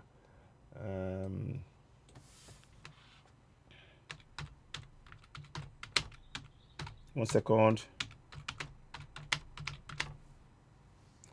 And this is one of the reasons, perhaps, for me, it makes it clear why Yoruba Nation is indeed the only option. But that's just for me, of course. That's my own personal health view, because I no longer can trust a system where the lives of the people that they're serving doesn't matter. I just cannot be part of that. And I will do everything in my power to awaken as many of us as possible till we get to the point where we can go, okay, you know what? Enough is enough. We're going, and it will need, a lot of us in Yoruba Nation, and and all of that. Sorry, one second. Am I gone? Okay, sorry.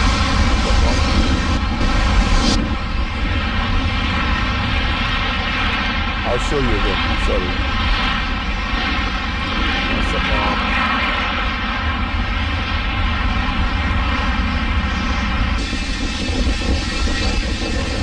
One sec. So we're gonna do this now. One sec.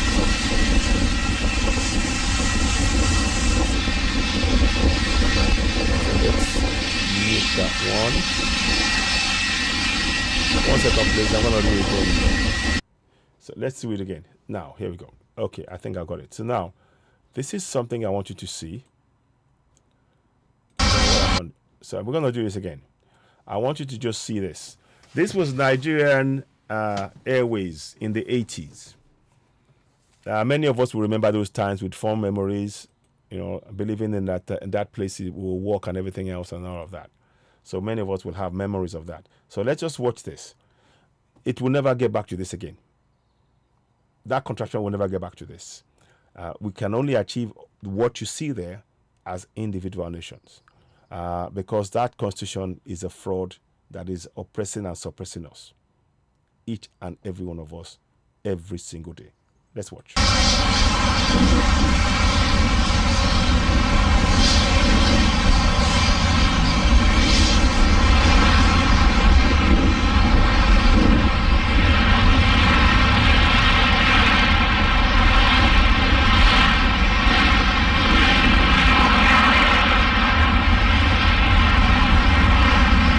So you can see that now.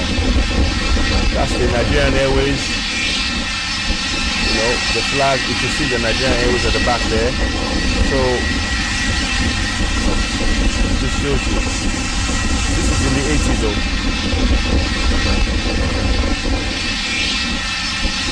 See that?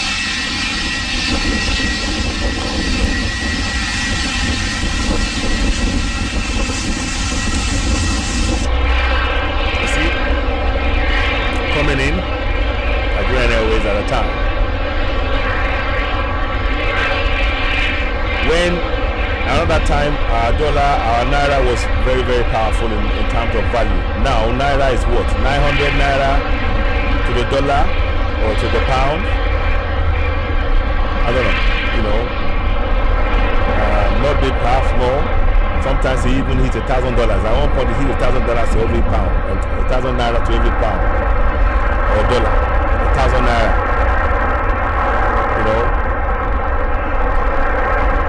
I'm just showing you, just to remind us why we have to really, it's never coming back. This will never ever come back again. It will never ever come back. This can only be achieved as independent nations of Yoruba Nation, Biafra, Middle Belt.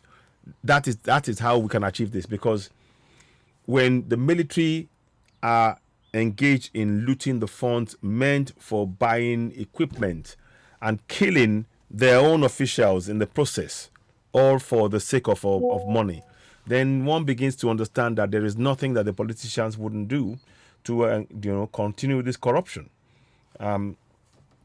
That money, somebody should have been arrested within the system, but nobody is going to be held to account. Nobody is going to be held to account. And that is one of the things that is really, really important that we understand as a group, that we really take cognizance of this. Please do share this broadcast. You're watching Citizen A, the platform where we speak truth to power. The information that we're giving you here is a very, very serious information coming directly from a military personnel who's currently being held illegally in jail. Martins Idakpini. Free Lance Corporal Martins Idakpini. So hashtag free Martins Idakpini. Free him. We urge you to help us in spreading that message. Let us reach as many people as possible with that message. It's very, very important. If you haven't subscribed to Citizen A on YouTube, please, I urge you to go ahead and do so. Because we're trying to really get this message to reach as many people as possible. Many of the things that you've heard now, you can see that it shows the level of collusion between the military and the politicians in allowing this kind of fund. Because if $1 billion goes missing, the National Assembly has not arrested anybody. The senators and the House of Reps have said nothing. The EFCC have said nothing. Nobody said anything, but they want you to believe in one Nigeria. And these are fundamental issues that we should be asking ourselves. That, these are reasons why those of us who are going for self-determination, not secession, we are going for self-determination, because secession is when a nation is working and people decide they want to go their own way. Nigeria is not working. It has never worked. And we are now saying we want to now go and look at self-determination. It's an inalienable right, as said under Chapter 3 of the United Nations. Let me give you that. I'll give you that information quickly, those of you, so we can read that, so that people will understand. When they say, oh, you're going for secession, it's a lie. So let me see. Self-determination under, under UN. Let me just put that up so you can see it coming up. Chapter 3 of the UN. Is it chapter? So let me just get that up. UN. So let me just, once you can get it right. Yeah. Okay. So let us read what does the UN say about self-determination. I want you to read that yourself. Article 1.2. Equal rights and self-determination of peoples. Article 1 established that one of the main purposes of the United Nations and the Security Council is to develop friendly international relations based on respect for the principle of equal rights and self-determination. So let's go and look at Article 3. Let me just get that up. The United Nations have placed no restrictions on eligibility of men and women to participate in any capacity on any conditions of equality and its principles of subsidiary. I'm looking at the self-determination one. Yes. What are the principles of self-determination? So freedom to decide how one wants to live one's life. Authority over a target amount of dollars. Support to organize resources in ways that are life-enhancing, meaningful. Responsibility, confirmation. So these are expressions of self-determination that is under the UN Charter. So I just wanted to touch on that. I hope you find this broadcast of use. We continue to demand for Nnamdi Kanu to be released. The elections is only just going to be, it's a smoke screen. Let me do something quick. Again, before you go, for those of you who may have missed it, I'll play that video again And I want people to listen to it, the beginning of it. Let me just see if I can play this, and then for maybe one more time, then I'll wrap it up. So give others the opportunity to hear the video in its entirety and see, So let's give me a minute. I'll just do that quickly, and then we'll continue. Then then we might wrap it up. Just give me 5 minutes. I want us to listen to it as well. For those who are just joining us, we are doing this because we want people to be aware that Martin's Idakpini is currently being held illegally. So let's listen to. Greetings, fellow Nigerian. Greetings to great Africans. Greetings to the world at large. I am 2011 of the State Statistics of the 8655. Lance Corporal Idakpini Martins of the 8th Div Nigerian Army Band, Sokoto. I was arrested on the 23rd of June 2020 because I posted a viral video of which I castigated the service chiefs and even the commander-in-chief of the armed forces, President Muhammadu Buhari, GCFR, for not meeting up their necessary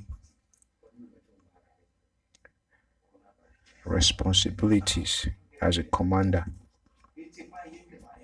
Though most people saw my actions as indiscipline, most people saw it as a sabotage to the military and to the nation. But as today, I just want to make it clear to the world, no. Although I don't have much time, I was given a little time to make this call. And that is why I'm making this audio, to send a message to the world, to have some clarities about my case, for them to know I owe you all an explanations. Because why? I am a citizen of this great nation, Nigeria. And so for this reason, I made a vow to defend this nation, to defend the territorial interest, to defend the lives and properties and the territories of this nation, Nigeria, Africa, and the world at large. First of all, most of us will know that yes, the country Nigeria is so corrupt, has been corrupt for too long, and this corruption started with the military. And since people have been fighting, they keep claiming to fight corruption, but they are not having interest, they are not putting their attention in the military, where this corruption started from. And so for this reason, that is why I want to make the point clear here. First of all, as a soldier, we are guided by two laws, that is for the according to the military, the civil law and the military law. But as a religious man, as a religious believer, I believe that I am guided by three laws: the religious law, which is the Holy Bible; the civil law, which is the 1999 Constitution as amended; the military law, which is the Armed Forces Act, Cap 820, Law of the Federation 2004. So for this reason, there are other branches of Constitution that metamorphose with the grip of command. We have the policy and plannings of the Nigerian Army. custom, ethics, and tradition of the Nigerian Army, the code of conduct of the Nigerian Army, and so on and so forth. And so, for this reason, as a soldier, before our passing out, according to the custom of the military, we are supposed to be given every necessary constitutions that guides us, so that we need to know the rule of engagement. We need to know what is setting, the certainty of our commitment, our responsibility as a uniform man. Because it's a delicate issue, because we are handling weapons. Sometimes we go in the midst of civilians, and so we need to be guided with all this. And so, for these reasons, but because the system has been polluted, has been compromised, has been disorganized. So, for this reason, they share all these constitutional books, these law books, to those of the high command, that is the superior officers, and they leave we, the other ranks, the non-commissioned officers, in the darkness. We did not know our left from our right. We did not know the constitutional roles to play. We are just being directed according to the officer, according to the commander. And this is what we come and say, command is a style. And that is the problem of the army today. And there's a popular slogans that they used to say, the senior man is always right. And so these are the things that we have been battling for long.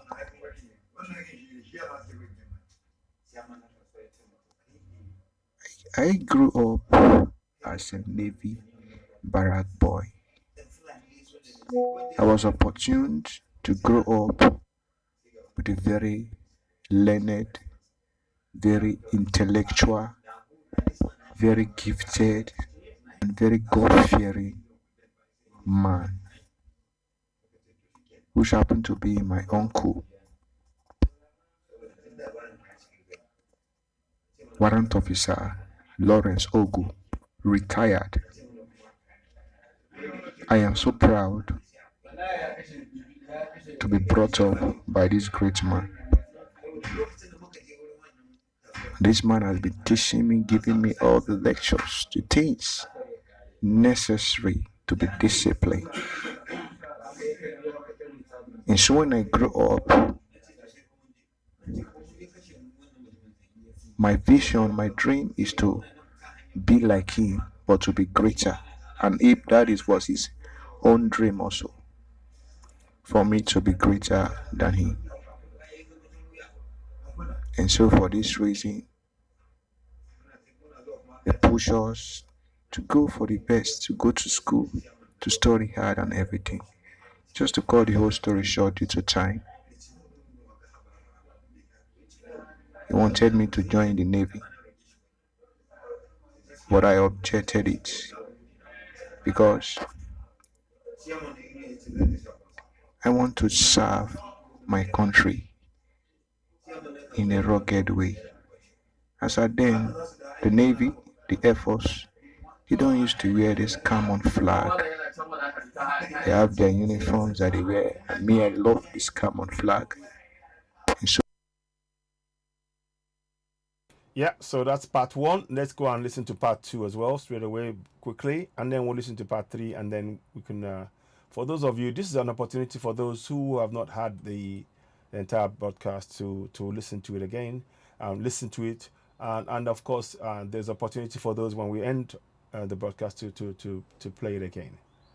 1 second, please. Let me just, sorry, 1 second. Okay, I need to do this. My country in a rugged way.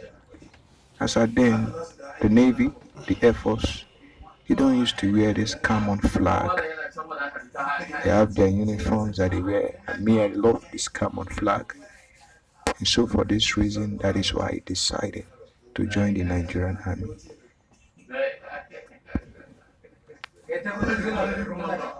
I joined the Nigerian army believing that the Nigerian army and the navy are all the same.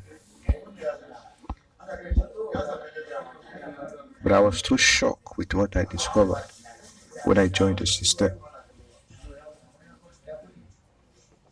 In the navy, when you pass out, whether you other rank, whether you are higher rank officers, they give you all the necessary law books to combat your knowledge so that you will know the rules of engagement, so that you will not violate the rules.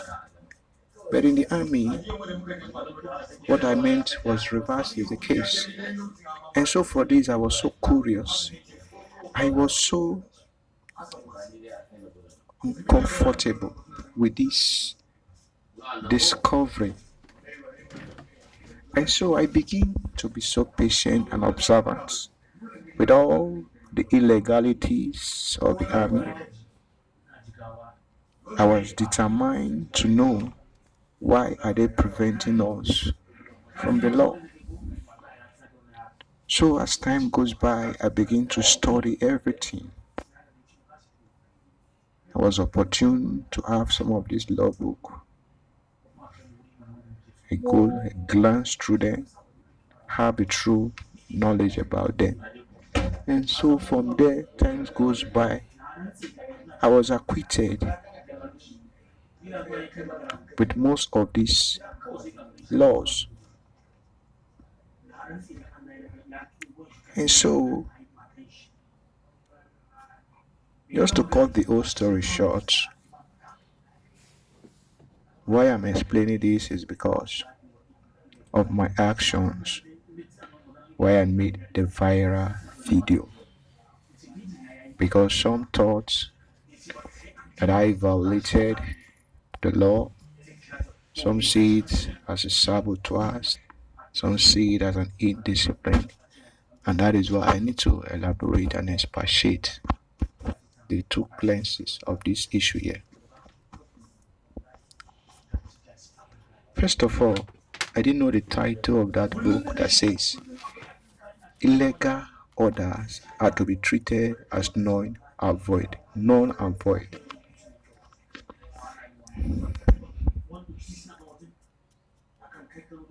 And before we joined this army, we made a vow, that is an oath, to defend our country.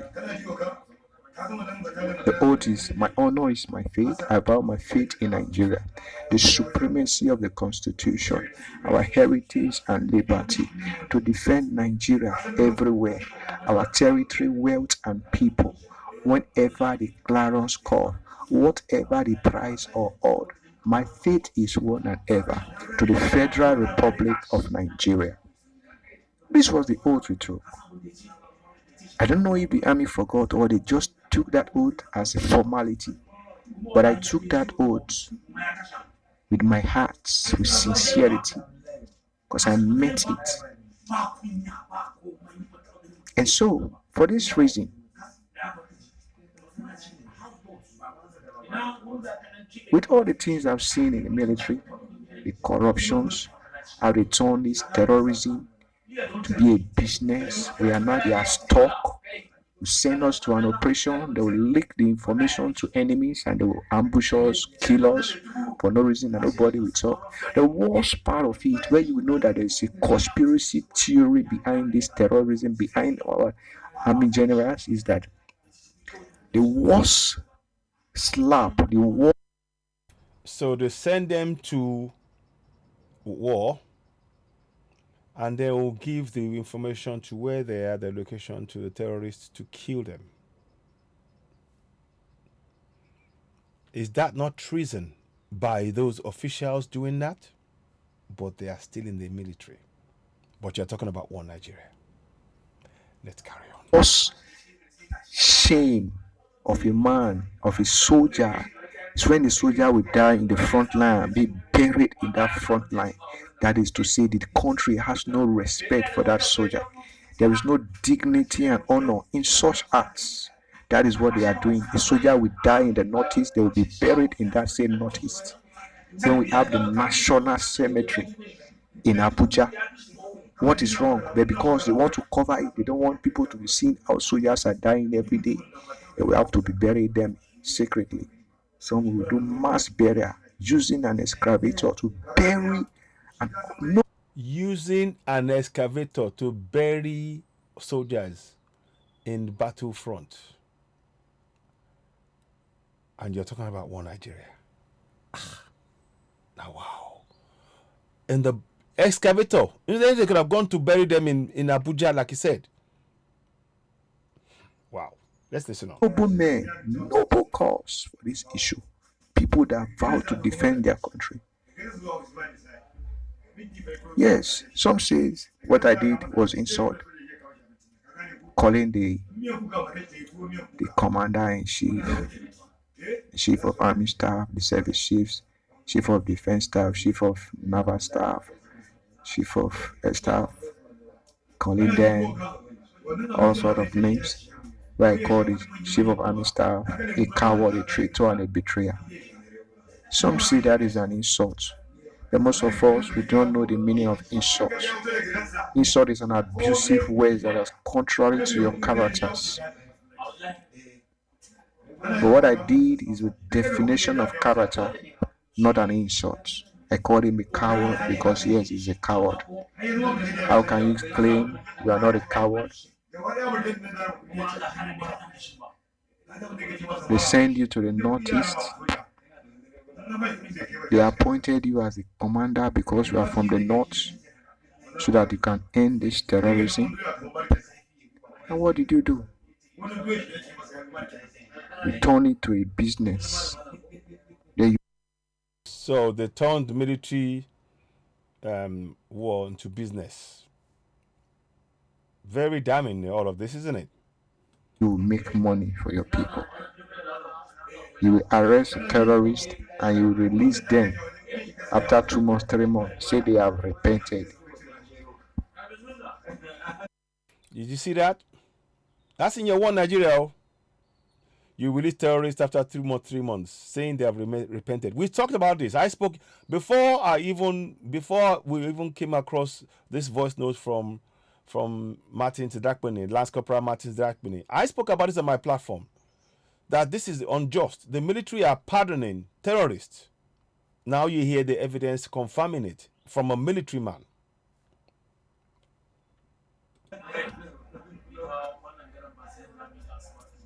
Because you have. So let's listen to the third one. Then we can maybe take some questions, or if people want to call in. Like I said, it's just, this is damning. This is damning on so many levels. But as we know, Nigeria is a lawless country. As far it's got laws. If you're rich and powerful, you will get away with anything. Nobody will hold you to account. Everybody will bow to you. Repented. Listen.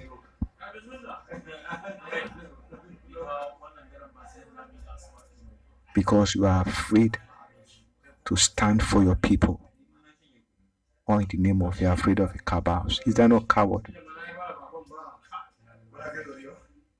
Allowing the terrorists, the acclaimed, repented terrorists, to join the Nigerian military, the army. Is that not a traitor? Is that not a treacherous act?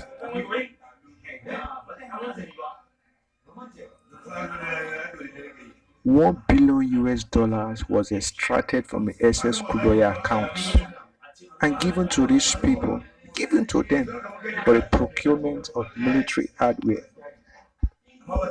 What happened? They embezzled the money. Is that not a betrayal?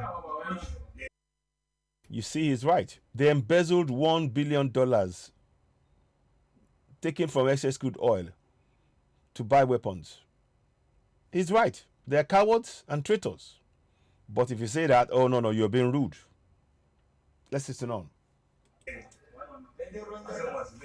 Yes, some say that I'm supposed to channel my complaints. I'm supposed to follow due process, the chain of command and everything. How will I do that when, if I should make that attempt, they will kill me? Can't you see? A four-star general, General Alex Bade, was murdered in cold blood and nothing happened. General Kali was murdered in cold blood, nothing happened.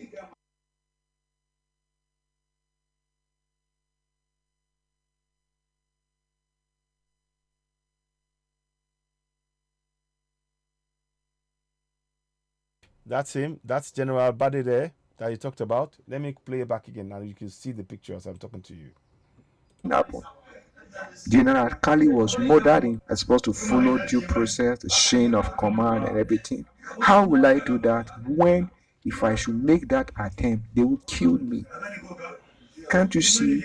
A four-star general, General Alex Bade, was murdered in cold blood and nothing happened. General Bade was murdered in General cold blood. Kali was murdered in cold blood. General Nothing Kali happened. again. That's a new one. I didn't. What about Lieutenant General Atairu Ibrahim, who challenged them because of this arms deal? He was murdered in cold blood. Is it me, a commoner, that will see do this in due process, that will be alive?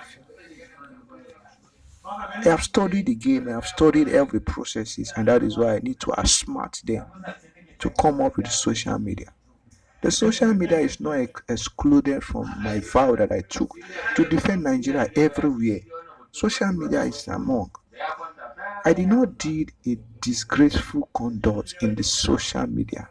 I did not dance or did not drink in the public or to video myself drinking or romancing a woman, all sort of disgustful and disrespectful acts. I stand on a noble cause. I need the best for my country, Nigeria and Africa. And that is why I'm making this to the whole world to know. Can't you see? This is my 2 years and 9 months plus See? now. 2 The years and 9 army months. cannot defend their actions in court, why they arrested me and they detained me to this hour. I was charged with 14 count charges, yet they could not give account of it. None of the charges could hold me accountable of my actions. Can't you see? To the extent they bribed my lawyers to compromise my case, and I have to abdicate them all.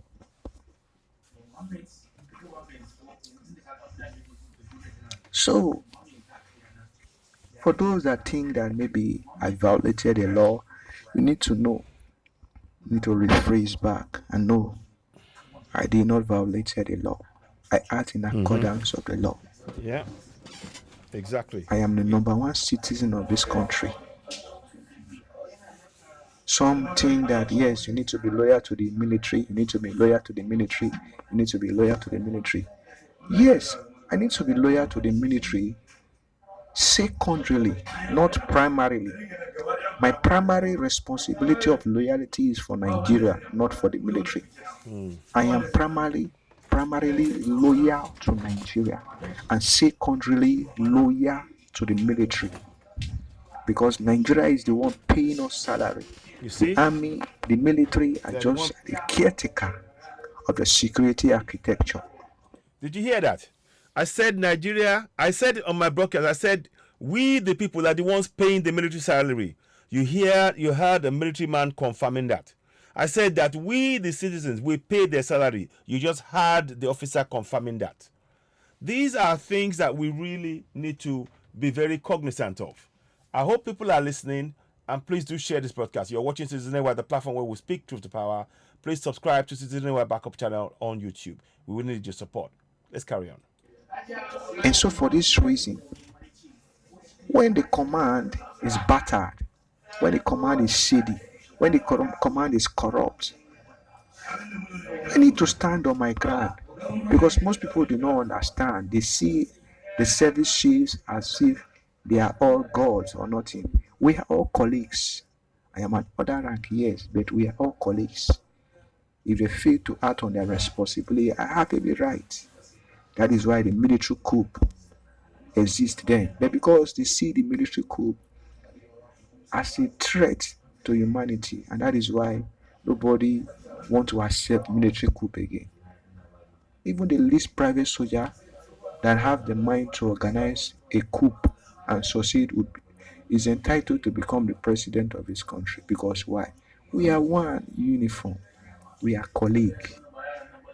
The same responsibility is entitled to the commander of the army is also the same responsibility entitled to those even in the lowest rank.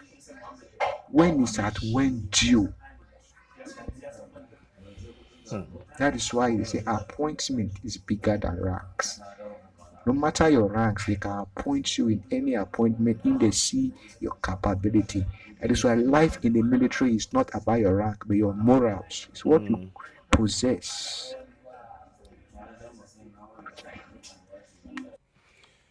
So, there you had it. You've had it all from Martin Idakpini. You can play this video back and watch. He exposed the fact that $1 billion was embezzled by the military. He also exposed the fact that they put their own staff, military men, in harm's way. That they made the war into business for the military officers and the military generals. It became a war to profit from, at the expense of their own, troops. I mean, I don't even know what to say. That's your one Nigeria. That's all I will say. That's your one Nigeria. And we need to be very, very cognizant of that. So we continue to ask for, and I would urge you, please help us make the hashtag go viral. Free Martin Idakpini. Free Mazin and the Kano. We can do, I've done a hashtag like that. We can do the same thing.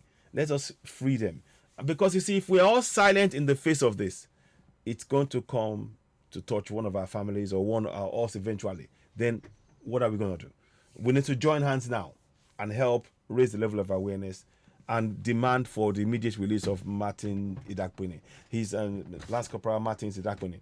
He's done nothing wrong. 1 second, please. He's done absolutely nothing wrong. And what they've done now, he has done absolutely nothing. And what they've done now in getting him arrested and everything else illegally, and he should be on bail, because there's no crime against him. And they're doing this in a way that is like, it is sickening. It is so unjust. 2 years and 9 months now. He's been in detention now for 2 years and 9 months. And they know they cannot win the case. Why not let the man go? Please, hashtag free Martin Idakpini. Do that, please. That's the least we can do. Let us, and also please share this broadcast. Let it reach as many people as possible. Let us please go ahead and make sure that we raise the level of awareness within our community. It's really, really important. This is an injustice. Again, we are calling for the unconditional release of Mazi Nnamdi Kanu. We don't know how many more people are even under consideration. Let me show you a young man that was recently, in fact, I'm going to try and see if I can show you. Can I show you that? 1 second. I'm going to find that for you. I need to find that for you quickly. Yeah, 1 second. 1 second. Give me a minute. Yeah, I'm going to find that for you. So we keep that there. I want to find you. You know the NSAS. Guess well, there's been a new information we received. One of the boys that was, they're now before the elections, they're now releasing those young men. Suddenly they're now releasing them. That's close to 3 years. They're releasing them a few days before the elections. Sanwo-Olu is releasing them before the elections. I want you to listen to this video. I'm going to play it for you, and it shows you the injustice. Let's play the video. It's on Citizen AY Backup channel. You can watch it all in the entirety there, but I'm going to show you here. Because I just want you to understand something, that they're playing a game. Now watch, listen. It was in NSAS back in 2020, I believe. For the NSAS, okay? Police, background, okay? On station. Waiting be today's date. Today now waiting. Yeah. Today now Wednesday, February 15, 2023. February 15, 2023. And March, sorry. March 15, March. 2023. Okay?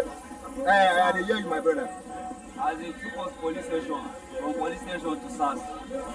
As they took us to SARS, they took us to court. As they took us to court, from that day, they now took us to prison. Kirikiri. Imagine.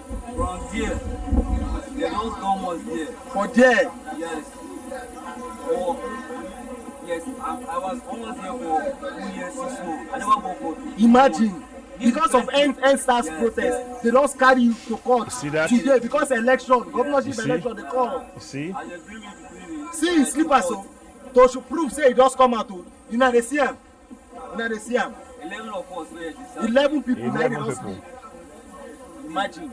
No worry. People wait there online. We have NGOs online that will take up the matter. No worry. They took you out. Where they carry you go? Which prison they carry you go? Kirikiri. See? Kirikiri. Imagine. Yeah. Imagine. I will get country where get government, get everything. No worry. We will get your contact and we'll get back to you. So he's been in. So what I'm basically showing you is that this election that you're doing, it is a fraud. I don't happen to have any belief in any of the parties. I don't trust APC. I don't trust PDP. I don't trust Labour Party. I have no trust in any of them. And because of the fundamental issue of the fraudulent 1999 Constitution, this young man, they should be paying him compensation. But will he get it in Nigeria? I doubt it. He will not get compensation because this is again an illegal arrest. Now, like I said, the central thing here is to make sure that we understand about the fact that the Constitution is flawed and it must be dismantled. And that is why we need, yes, each and every one of us to join in the struggle.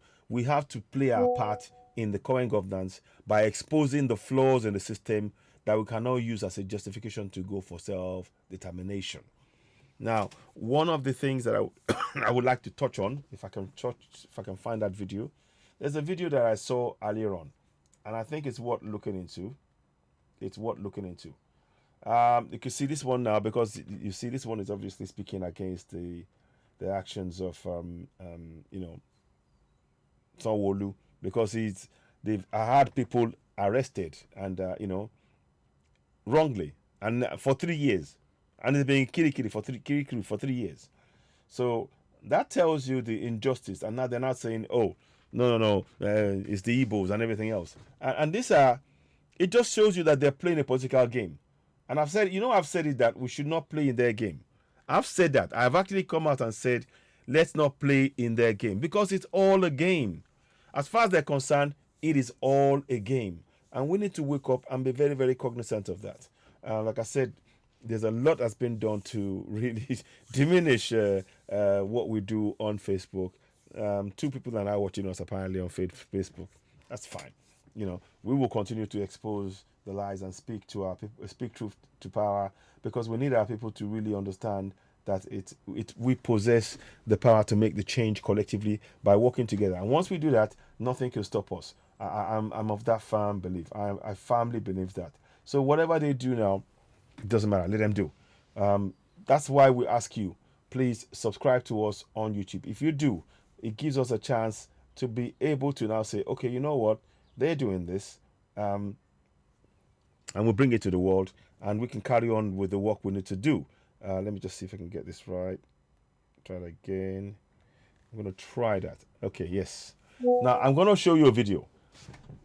I've showed you about Sanwo-Olu now and releasing the NSAS just before the elections. Now, I'm going to show you the other side of it, which is the Gbadebo. And both of them are, for me, I don't think we should. It's not even a debate. It's just about what we should be doing and how we should do it. And our decisions should be based on competence in a lot of ways. For me, I really, really believe that. And I will demonstrate that shortly. So let me do this now. 1 second, please. Just give me a minute whilst we compute and do this one up. So here we go now. And this is my own perspective. Let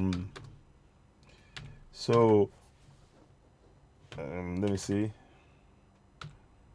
Okay. Is that correct? Yeah.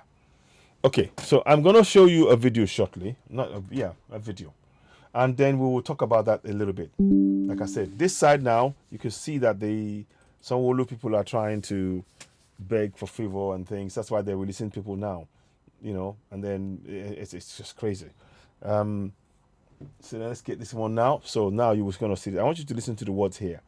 And really have much to offer. You try to divide people based on tribes and primordial leanings. But if you plan to unify, Lagos, do you feel conflicted, or do you feel that you'll be unable to, since you don't speak the language? Not at all. Lagos is a cosmopolitan state, and the fact of the matter is not as though I don't understand Yoruba or I cannot speak it. My intonations are funny. People laugh at me, and I don't think in Yoruba. Right? I went to school at MIT. I went to school.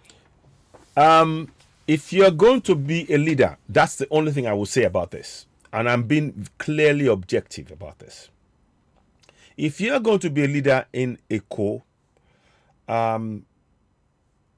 it is really important that you know the language of the market women. It's really important. Stating that, oh, I didn't learn that in school, or that just is like an excuse to me. So, like I said, I've talked about Wolu, so nobody will tell me that I'm being partisan about this. No, I'm just stating. For me, it doesn't matter who's in there.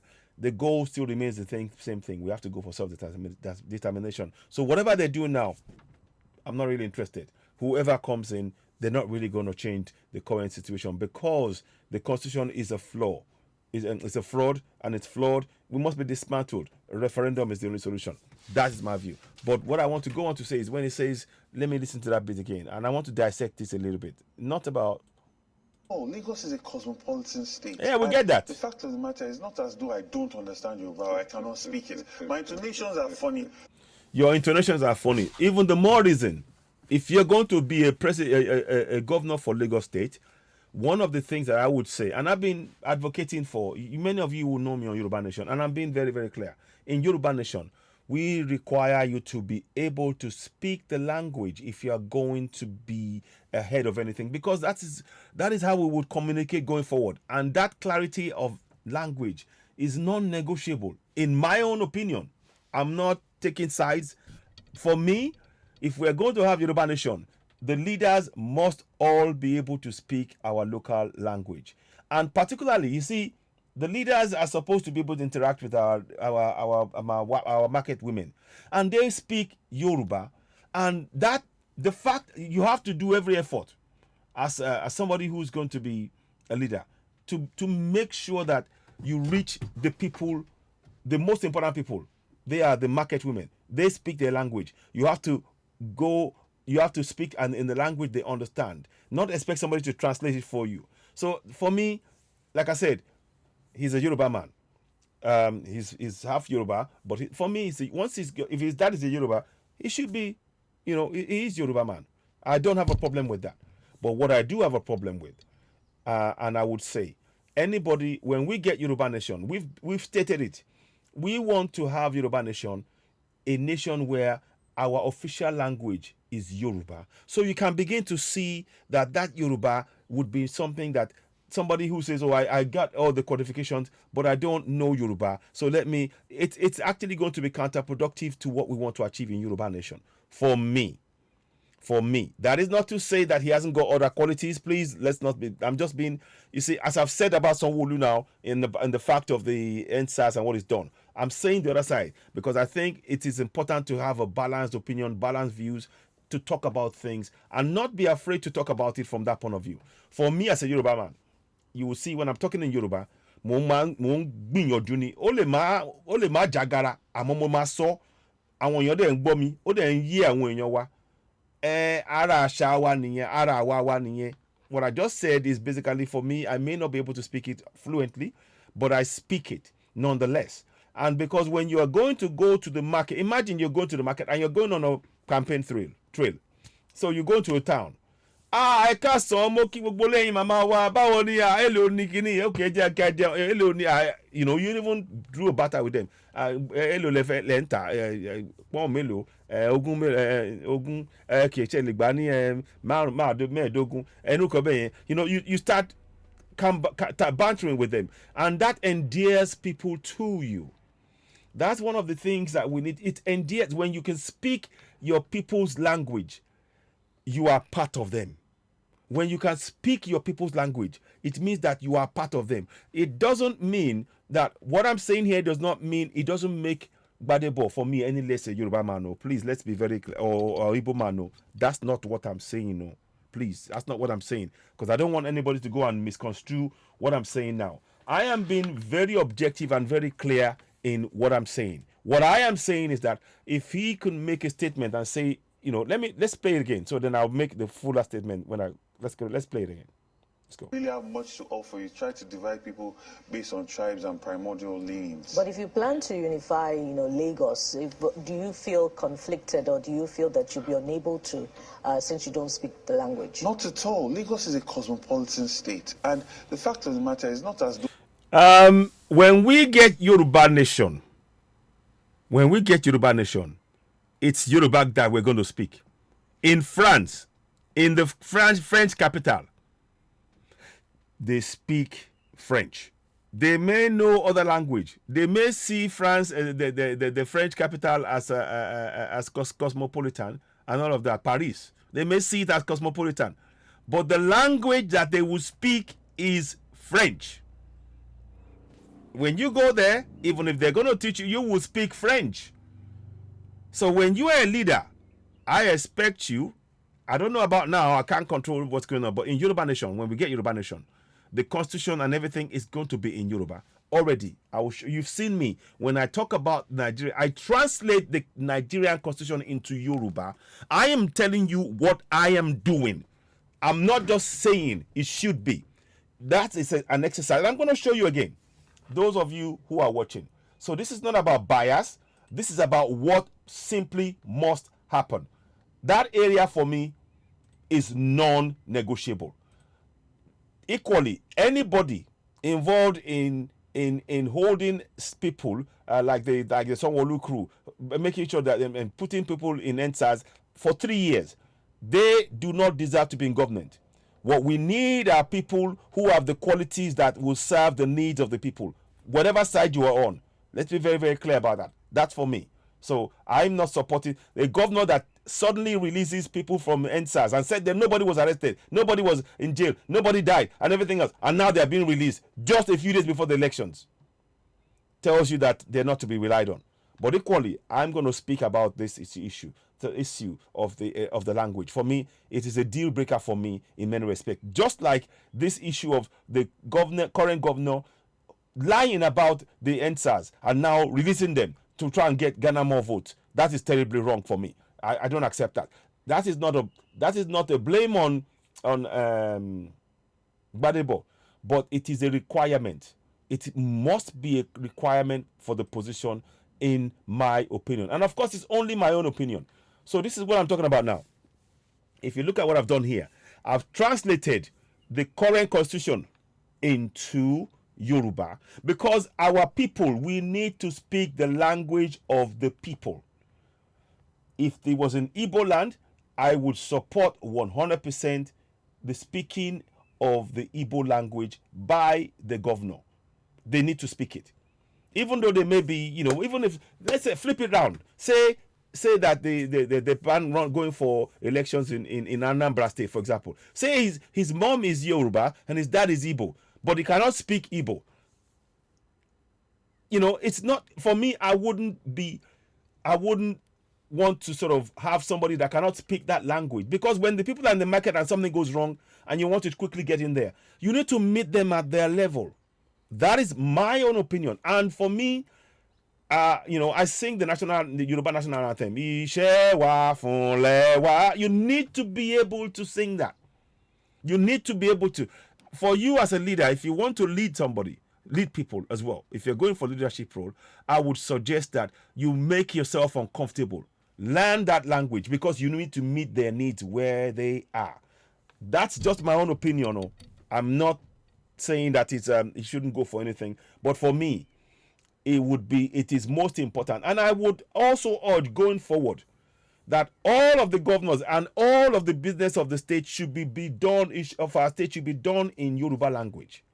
the state, Lagos State, Ibadan, Ogun, we should start using Yoruba language, because that gives the people, the people will understand. But the people who are in power now, they are using the English language to confuse and deny people the rights that they should get. For example, I found out recently in Lagos, the allocations for local government councils, the state government are sitting on those allocations, and I will show you in this broadcast if time permits. But let's carry on. So I'm just showing you my own thought process. Let's carry on. So watch this. I don't understand Yoruba. I cannot speak it. My intonations are funny. People laugh at me.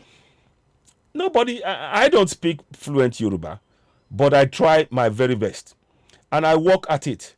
And I know that it's a language that our people, the market women, the school children, all our elders, the people who are in the villages, you must speak Yoruba.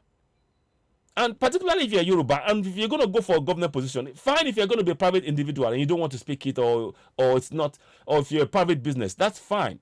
But when you're representing a state, for me, it must be one of the, it goes without saying for me. It has to be something you need to speak the language. For me, that is of immense importance, particularly because I'm talking for Yoruba Nation. So we need that, because a time will come, I foresee a time where in Yoruba land, the language that anybody who wants to do business, be it Chinese, be it French, be it UK, if you're not speaking our language, we cannot treat you. You have to speak our language. And when we are having meetings, we are going to have a translator who will, the governor will speak to in Yoruba and translate to the counterpart coming from whatever country in the world. And they will use translator. But we in our land, because it shows that you have power. When you speak your own language on your own soil, that means that you're sovereign. You're demonstrating your sovereignty. You are demonstrating your sovereignty. That is very, very, that's non-negotiable. When you are speaking in a foreign language in your own land, that means that that foreign language has control over your resources. Because to be able to connect with your people, you have to first speak to them in a foreign language, and then they understand. Some people don't understand at all. You need to be the one that knows all of this. If you've taken the time to go and study in MIT and everything else, it's not a slight, please. But I'm just saying my own personal opinion about this. So just like I said, you heard me say about Sanwo-Olu now. I'm talking about Gbadebo. For me, that's a deal breaker. Yes, it might be brainy. Again, Sanwo-Olu for me, because of the things he's done with NSAS, I don't think he should be the governor. I think he has questions to answer in the courts. If you ask me, he does have questions to answer. So that's, I'm being very, so people will not tell me that I'm being biased. No. I recognize fully that Gbadebo Omowani, yes. Àmọ́ tó bá máa lọ fún olórí, ó máa dá kó mọ èdè wa.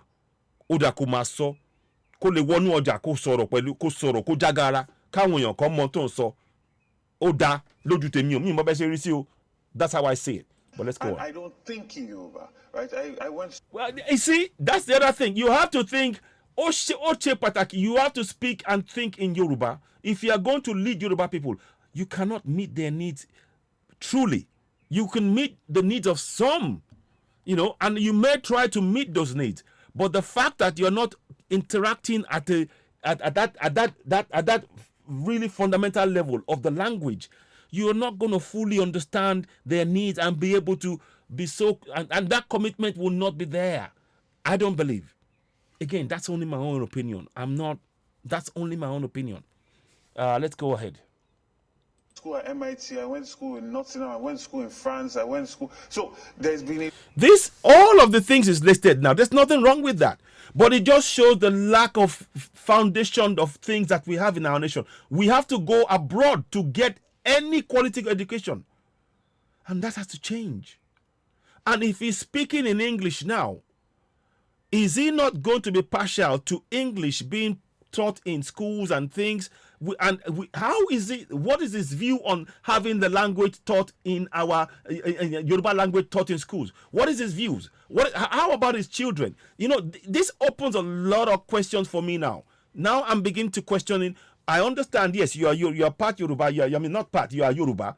In fact, we and Igbos were one and the same. Like I said, if it was in Anambra State, I would expect It would not shock me if the people of Anambra said you have to speak Igbo if you are going to be the governor. That is as it should be, in my opinion. So in Lagos, likewise, for me particularly, as I'm going for Yoruba Nation, you must be able to speak and write the Yoruba language, because it is important. The people who are on the streets, they don't know English. So how are you going to interact with them? Are you going to have an interpreter interpreting what you as a governor is saying to them? How does that look? You should always have an interpreter for a foreigner. But when you have a local person interpreting your language to the people who are local, that doesn't sit well. So, Badebo, my advice to you right now is one of your first tasks. However, even if you, I don't know if you're going to be president right now, it should not even be a debate. You should better call you by and let's say ABDAFEGB CTZ, all of that, all that stuff. Start doing it now. Make it part of your task to do now. One of the things, do not try to defend this. Own up to it and say, I don't speak the language, and start learning it straight away. Do a series of videos, begin to speak it in the market. Be uncomfortable. Make yourself uncomfortable, because you need to connect with your people. Because in the uncomfortableness, you will understand the language. Nothing wrong with that meeting if you're not perfect. In fact, it could be an opportunity if used the right way. If used the right way, it can be an opportunity, but you must be able to speak the language. I am very, very clear about that. It's not a slight on you. It is just that for that role, I sing Yoruba Nation. I sing the Yoruba National Anthem. I do a program in Yoruba whereby Oduduwa TV Radio, we do that program in Yoruba specifically to get our message directly to our people. I'm translating the Constitution of Nigeria to Yoruba for our people. So for me personally, it's not even a question. It must happen. It must happen. So let's go forward. Hi, I'm in Nigeria. Okay. H factor.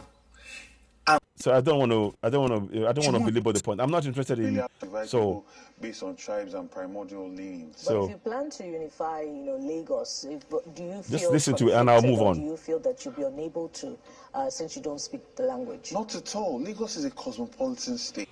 No, for me, that's another thing. In the UK, they can't tell you, UK is a cosmopolitan state. So if you don't speak English, it's okay. You can be our leader. It's not going to happen.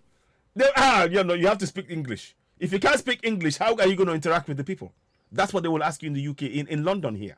So, I really think that has to be addressed. I'm not going to be one of those people who are going to make fun of things like that. It's not something to be made fun of. It's something we need to discuss in all honesty and address it head on. Yes, Badebo, Omo wa ni o de gbodo ko Yoruba, de tete ya ma ko. Kódà lọ bẹ̀rẹ̀ sí ní lọ kọ́ gbogbo ẹ̀yin tí ẹ̀rẹ̀ kì í sọ Yorùbá ẹ máa pèsè iṣẹ́ fún àwọn èèyàn wa nìyẹn. Àwọn tó mọ Yorùbá yẹn kọ́ dẹ̀ máa kọ́ yín iṣẹ́ lẹ́ ń pèsè fún àwọn èèyàn wa nílẹ̀ wa nìyẹn. You could create an industry whereby we can export our language across the world, because when we start speaking our language, people will have to learn it to interact with us on our own soil. And that can create job opportunities around the world for people. Anybody, any country that wants to come to Yoruba land, they will have to know the language. They will have to have interpreters. They will have to, and we can go and teach around the world. That's how you create jobs. That's the vision I see for Yoruba Nation. My vision for Yoruba Nation is a place where I see in every part of the world, whoever wants to trade with us. In France, they would have interpreters, Yoruba people who will be treating them. They will have Yoruba schools in France.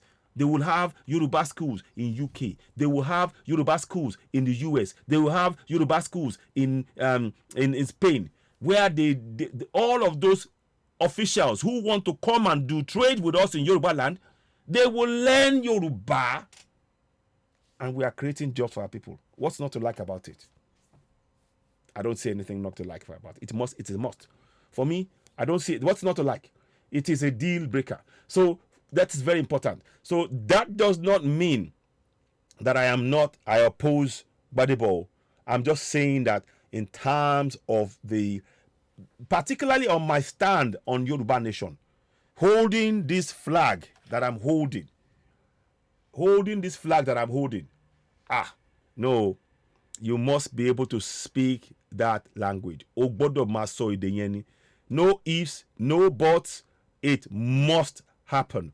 And I urgently say that must be something that we need to really put into our discussions. It cannot be, it's not something that we can even begin to sort of say, oh, put to one side. And, for me, Yoruba Nation is everything, and we need to really be, that flag for me is immense. I have that flag. You can see, I have it here. So, and it's Yoruba. It signifies Yoruba Nation until we change the flag, of course. But for me, whilst we are going for Yoruba Nation, you must be able to speak Yoruba in Yoruba land. It is very, very important. And I urge you, Badebo, yes, if you can study in MIT and study, I have very, very confidence you can study Yoruba as well. And you need to embrace who you are. And the Yoruba language will wake up certain things in you when you speak it, when you learn it. But trust me, it will. O máa mọ wàá rántí ilé dáadáa. Torí náà ọmọ wa o, kì í ṣe bú, kì í ṣe jà. Lọ kọ́ èdè wa, lọ kọ́ jọ̀ọ́, mo rọ̀ ẹ́ lọ́wọ́ ni, mo rọ̀ ẹ́ lọ kọ́, tètè lọ kọ́. Kò sí ọ̀rọ̀ pé à ń jiyàn lórí ẹ̀, lọ kọ́ èdè yẹn jọ̀ọ́. So I think you will see that from my discussions now that I'm very, very clear about one thing. That Yoruba language is a foundation in Yoruba land. It must be. Every governor in Yoruba state must pass laws that mandates that Yoruba is taught in every school. Every governor must pass laws that mandates that Yoruba is taught as our official language in every school. It must be. That is the mother tongue. That is non-negotiable. We must teach that. And people will have the option to speak the language, other languages. You can have English as your second subject, but your language, the language of your mother, of your ancestors, must be your first language. These are the kind of things that's been done. You see, you forget your history. When you forget your language, you forget your history. Oh, it's cosmopolitan. They don't tell you that in the UK. If you cannot speak English, you cannot serve in government. You can't. You cannot serve in government. You cannot represent the English people in the constituency if you're not speaking the language. You can't. You need to be able to speak for them. That is really, really important. I hope this makes some sort of sense. So please do not take that as an offense. Do not take that as a slight. If anything, embrace it. Start speaking that language. Even be uncomfortable. For me, I would go out and try and say those words, knowing that it's not perfect. The effort you're doing, one, you will learn the language. Two, you are going to connect with the people. So this could be seen as an opportunity for you to actually go forward, Badebo. Going for the governor. So it's really important for me that happens. And again, all of the shenanigans of the Senate of Governor Sanwo-Olu, for example, those kind of things, I don't accept it at all. And the answers, nobody was killed, nobody was. It's all coming out in the wash now because they want to win the election at all cost. But yet, people are, this is wrong. What is wrong? What is wrong is wrong.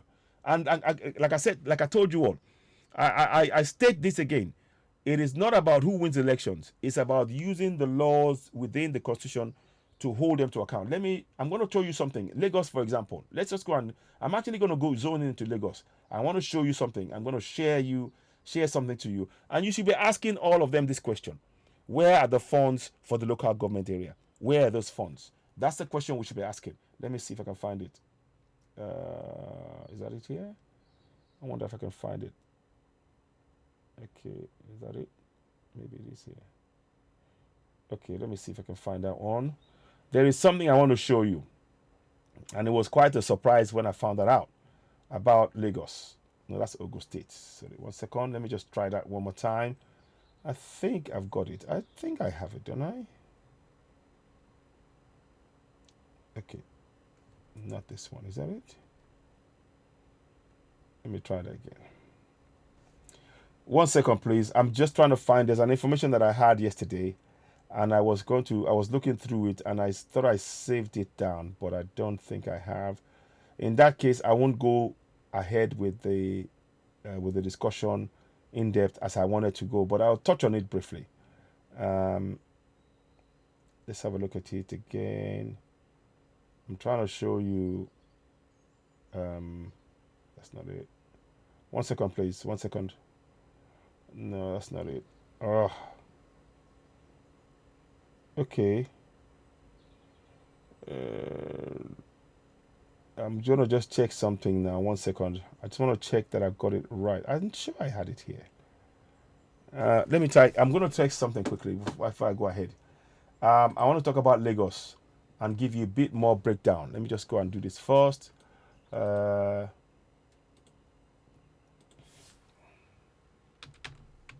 What?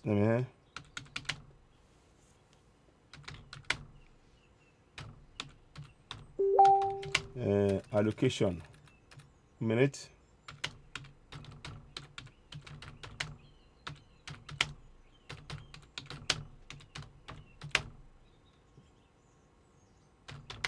Let me just check this quickly and I'll answer. I want to show you something quickly because that's the question you should be asking. You need to be asking this particular question, and I want to talk about that. So don't worry about the numbers not coming up. Please subscribe to Season AY, the platform where we speak truth to power. Let me see if I can find it. Okay. I want to just check it quickly. Okay. Okay, yeah, good. I think I'm finding it now. I want to show you something. Because you need to ask this question. You need to ask this question. Yeah, it was there. It was there. Let me show you something now. Okay. Okay. I want to show you something.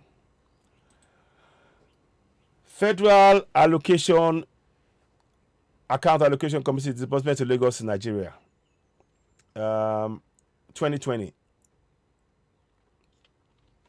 This is the disbursement to your local government areas. Alimosho, 8.43 billion. I think it is. Is it billion? I think it's in billion. Yes, billion. Aderomi Ifelodun, 6.46 billion. Koshofe, 6.35. Mushin. You need to ask Governor Sanwo-Olu where those funds are. Okay. I don't allow for now because I want to get information. So you need to ask Governor Sanwo-Olu where the funds for the local government are, because they've not been released to the local government. This is one of the reasons why I'm talking about the need for the people to know those laws. This is a prime example. There is lack of water, no roads, no school, no light, no hospital, nothing, no safety, nothing.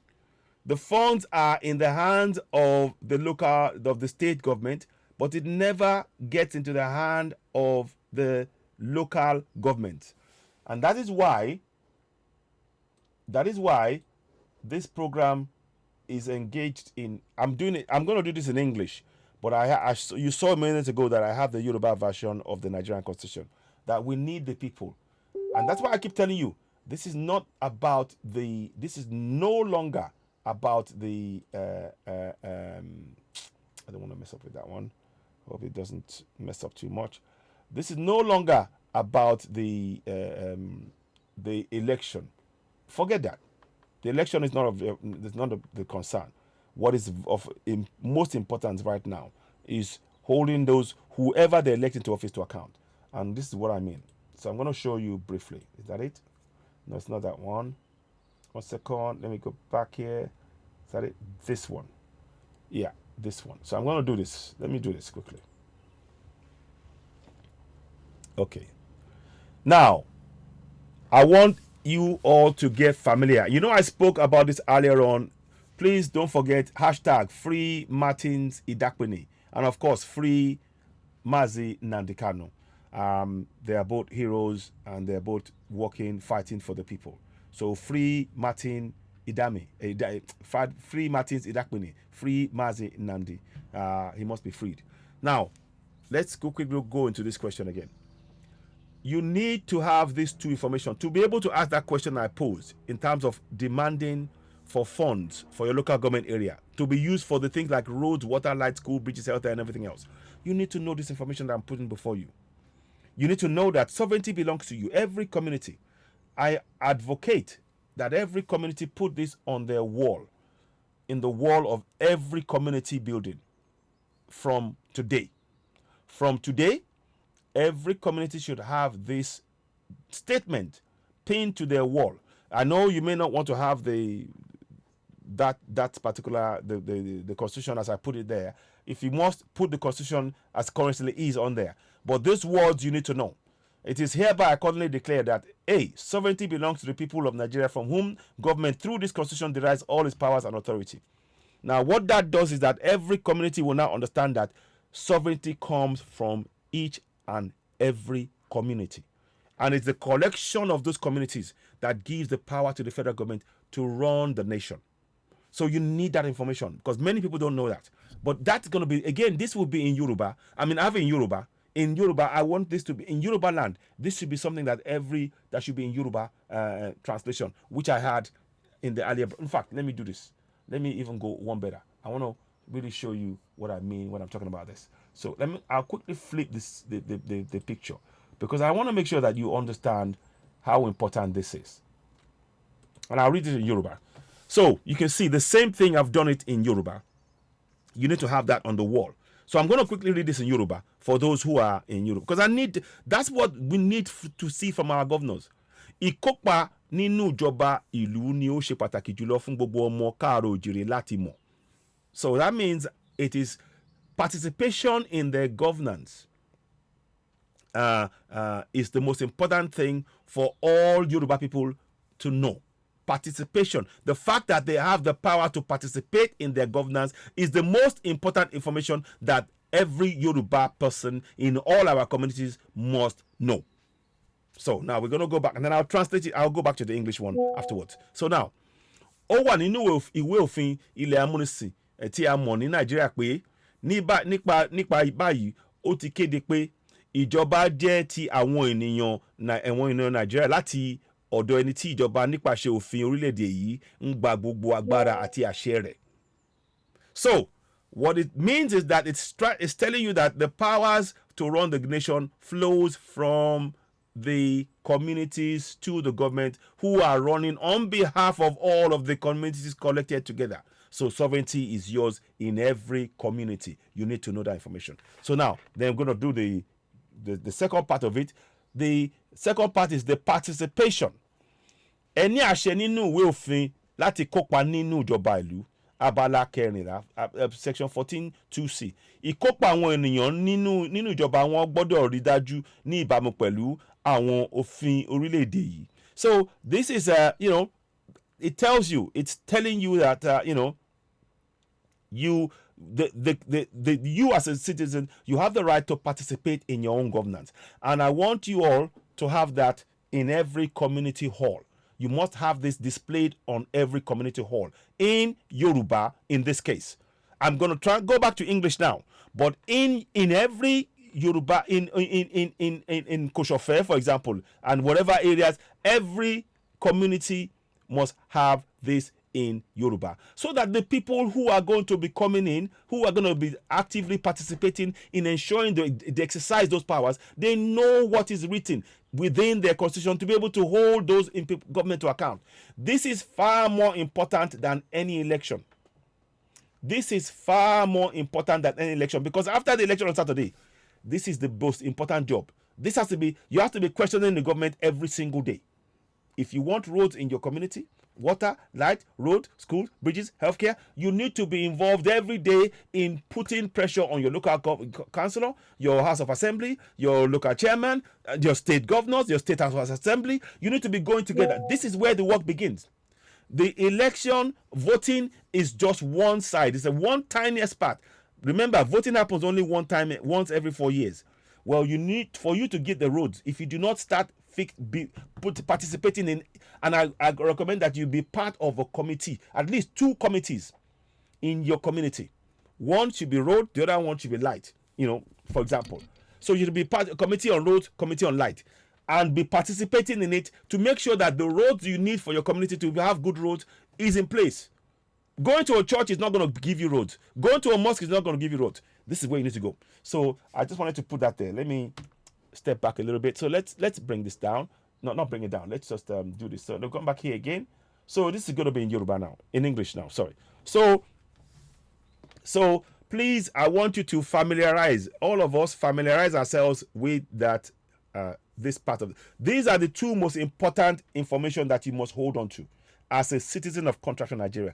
Someone who you don't know anything about the Constitution, you need to know these two, because that's the most powerful. These are the two of the most powerful information that you need right now. Two of the most powerful information that you need, that you must have right now. You must have it on your phone. I would also suggest you put this information on your phone, share it to every family of your member family, have it on their phone, so that when they go into the community, you can participate. You can speak. You need to participate in your governance. The elections, the voting is meaningless, because if you do not exercise your right to participate and hold those in government to account, nothing will change in your community. You have the funds, like I was showing you. That's why I'm showing you those funds. So let's go back down. Now, like I said on the top, have a copy. You must have a copy of the, let me see if that shows on there. Let me see. I'm trying to see if you can see what I'm seeing so that it makes sense, because sometimes you want to. So you have to have a copy of the two key areas of the Constitution hanging on the, hanging in your community office for all to see. So that is very important. So you can see now, the ones that they're hanging there, you must have it in the wall. So when everybody comes in the community hall, you will see that Constitution, those two key areas. They need to know it. So when you're reading it, then you are more willing to participate in your governance. Knowing that you have sovereignty. Sovereignty belongs to each and every community. And you are going to demonstrate that sovereignty by ensuring that within the area that you have sovereignty, the things you need, water, light, road, schools, bridges, healthcare, safety, security, that it is actually on ground. And you have the power. You had Martin Idakpini said it. You are the ones paying for the wages of the army and the police and everybody else. So you have that right. Many people have not been aware of this. We are trying to make you aware to begin to take the chance, take control. That is what is the most important thing now. After the elections, because after the elections, the governors and they are going to try and hide from you. Don't let them. Remind them that they are your employees. They are working for you. They will try and run and make excuses. No, you are coming to my community because we elected you, and I'm paying your wages. I pay for the building. Everything you own, your allowance, I pay for it. You must fix my community. Don't let them. And that is why we are trying to show you all of this. Every community must be involved. Don't let them get away with it. Don't. Let's go down. Next one. So have this on the wall. You can see that there. Let me go back to the top. You see that? What you see here is what is here. Can you see that? What you see there is what is here. And that is what you put on the wall. So that as you're coming in, it reminds you why you are there. They give you the Bible, they give you the Quran. None of that is going to fix your road. None of that is going to fix your water. This is what will fix it for you. And you need to participate in your own community. You have to. If you want anything to work in your community, you have to be actively participating. Now, in every community, we have to, if you haven't got a community association, create one. If it's an existence, bring everybody together to talk. So that's why you see the picture there of people who are there. You can see there are people who are in the community and they're trying to talk about their concerns. And the issues that the community faces are things like this: light, transformer and all that stuff, a doctor, no doctors, all these things. Every community member must join one committee or the other. Committee on electricity, bad roads. Sorry, I spelled the roads wrong. I'll fix that. Refuse collection, bad schools, lack of public toilet, lack of hospitals. Time must be given collectively to begin to demand that local councillors and councils resolve those issues. You need to participate. After the elections, every community, if you do not participate in holding your governor to account as mandated under section 14(2)(c). If you do not participate, don't be surprised that you don't get the roads, the water, the light, the road, the schools, the bridges. That is why we are putting, you have to participate. Because the government, the governors and the councillors, and they are banking that you not participating. And when you don't participate, that money, guess what? They go and give it to the girlfriends. They go and send their kids to foreign holidays. They go on healthcare, with your money meant for your local government. That's why I'm saying this. Let me be clear again. I want to show you this. You see, this is in Lagos. The funds that you see here, Alimosho, 8.43 billion.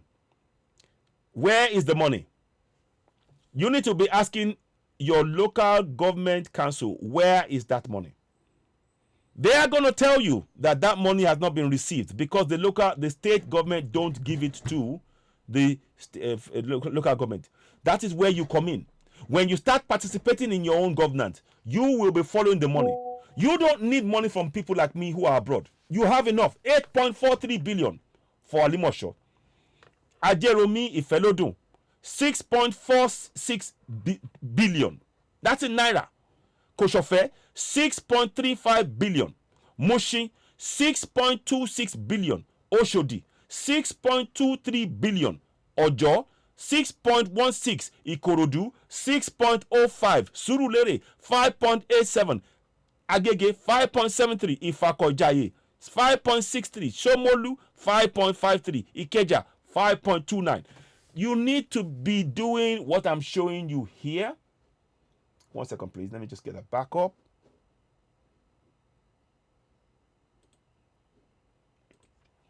You need to be applying the participation in your own government on a daily basis. Know your local council. I'll go through all of that. This is what you need to do.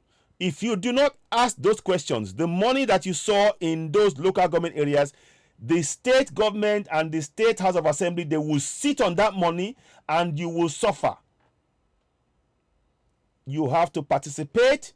The participation by the people in their governance shall be ensured in accordance with the provisions of this constitution. You have a mandate to participate, and that means you hold those in office to account. And of course, sovereignty belongs to you. That is why you need those two things. Every community needs to know this, and you need to have it on the wall of your community building. Have it there, at the top of it, at the top. So when everybody comes in, you are reminded why you are there. You're not there to have pepper soup. You're not there to drink beer. You're not there to toast girls. You are there to do what? To make sure your community gets the things that you need because you are a sovereignty. Because you are a sovereignty. We need to do this right. When you now begin to demonstrate these powers, you can now go to the next step, which is now to understand the flaws within the Constitution that will now make you, yourself personally, now demand for referendum. When you do this, I won't have to tell you we need to go for referendum. You will do it yourself. In each community will come to the same conclusion. And that is the purpose of why we are doing this program. Because trying to tell you we need a referendum, you are not understanding. Many of you don't even know that you have this constitution and you have these powers, and we are showing you that. That is the object of this program. Let's go ahead. So go back to this point now. You need to be, every committee member, you need to be part of one or at least two committees. Committee for road, committee for light, committee for schools, committee for hospital, committee for bridges, committee committee for public toilet. Be part of it. And then you will come back to the area we're going to talk about how the steps you need to take. So I'm just showing you need to have that. So you must have a community where there is a community association, and that community must have the concerns of the people brought together. You must all be in that committee, a community association, and you have to be members of a committee. And let's go ahead. So now, this is what you need to know. You need to know this. You have to know your local councillor. You have to know the responsibilities of his position, and I will show you those responsibilities down the line later on. You need to know that you are paying the wages of the president, the senators, the House of Reps, the members, and the House of Rep members, the governors, state of assembly members, local government chairman, local councillors. It is from your money. You had Martins Idakpini. Again, please, hashtag free Martins Idakpini. Hashtag free Martins Idakpini. You heard him say that the money, the pay of the military come from we the people, and that's what I'm telling you. You need to know that you're the one paying it. Many of us are not aware of it, but we're the ones, and this is a message that is very important. It's important that you know that whatever they are being paid, it is from our collective pocket.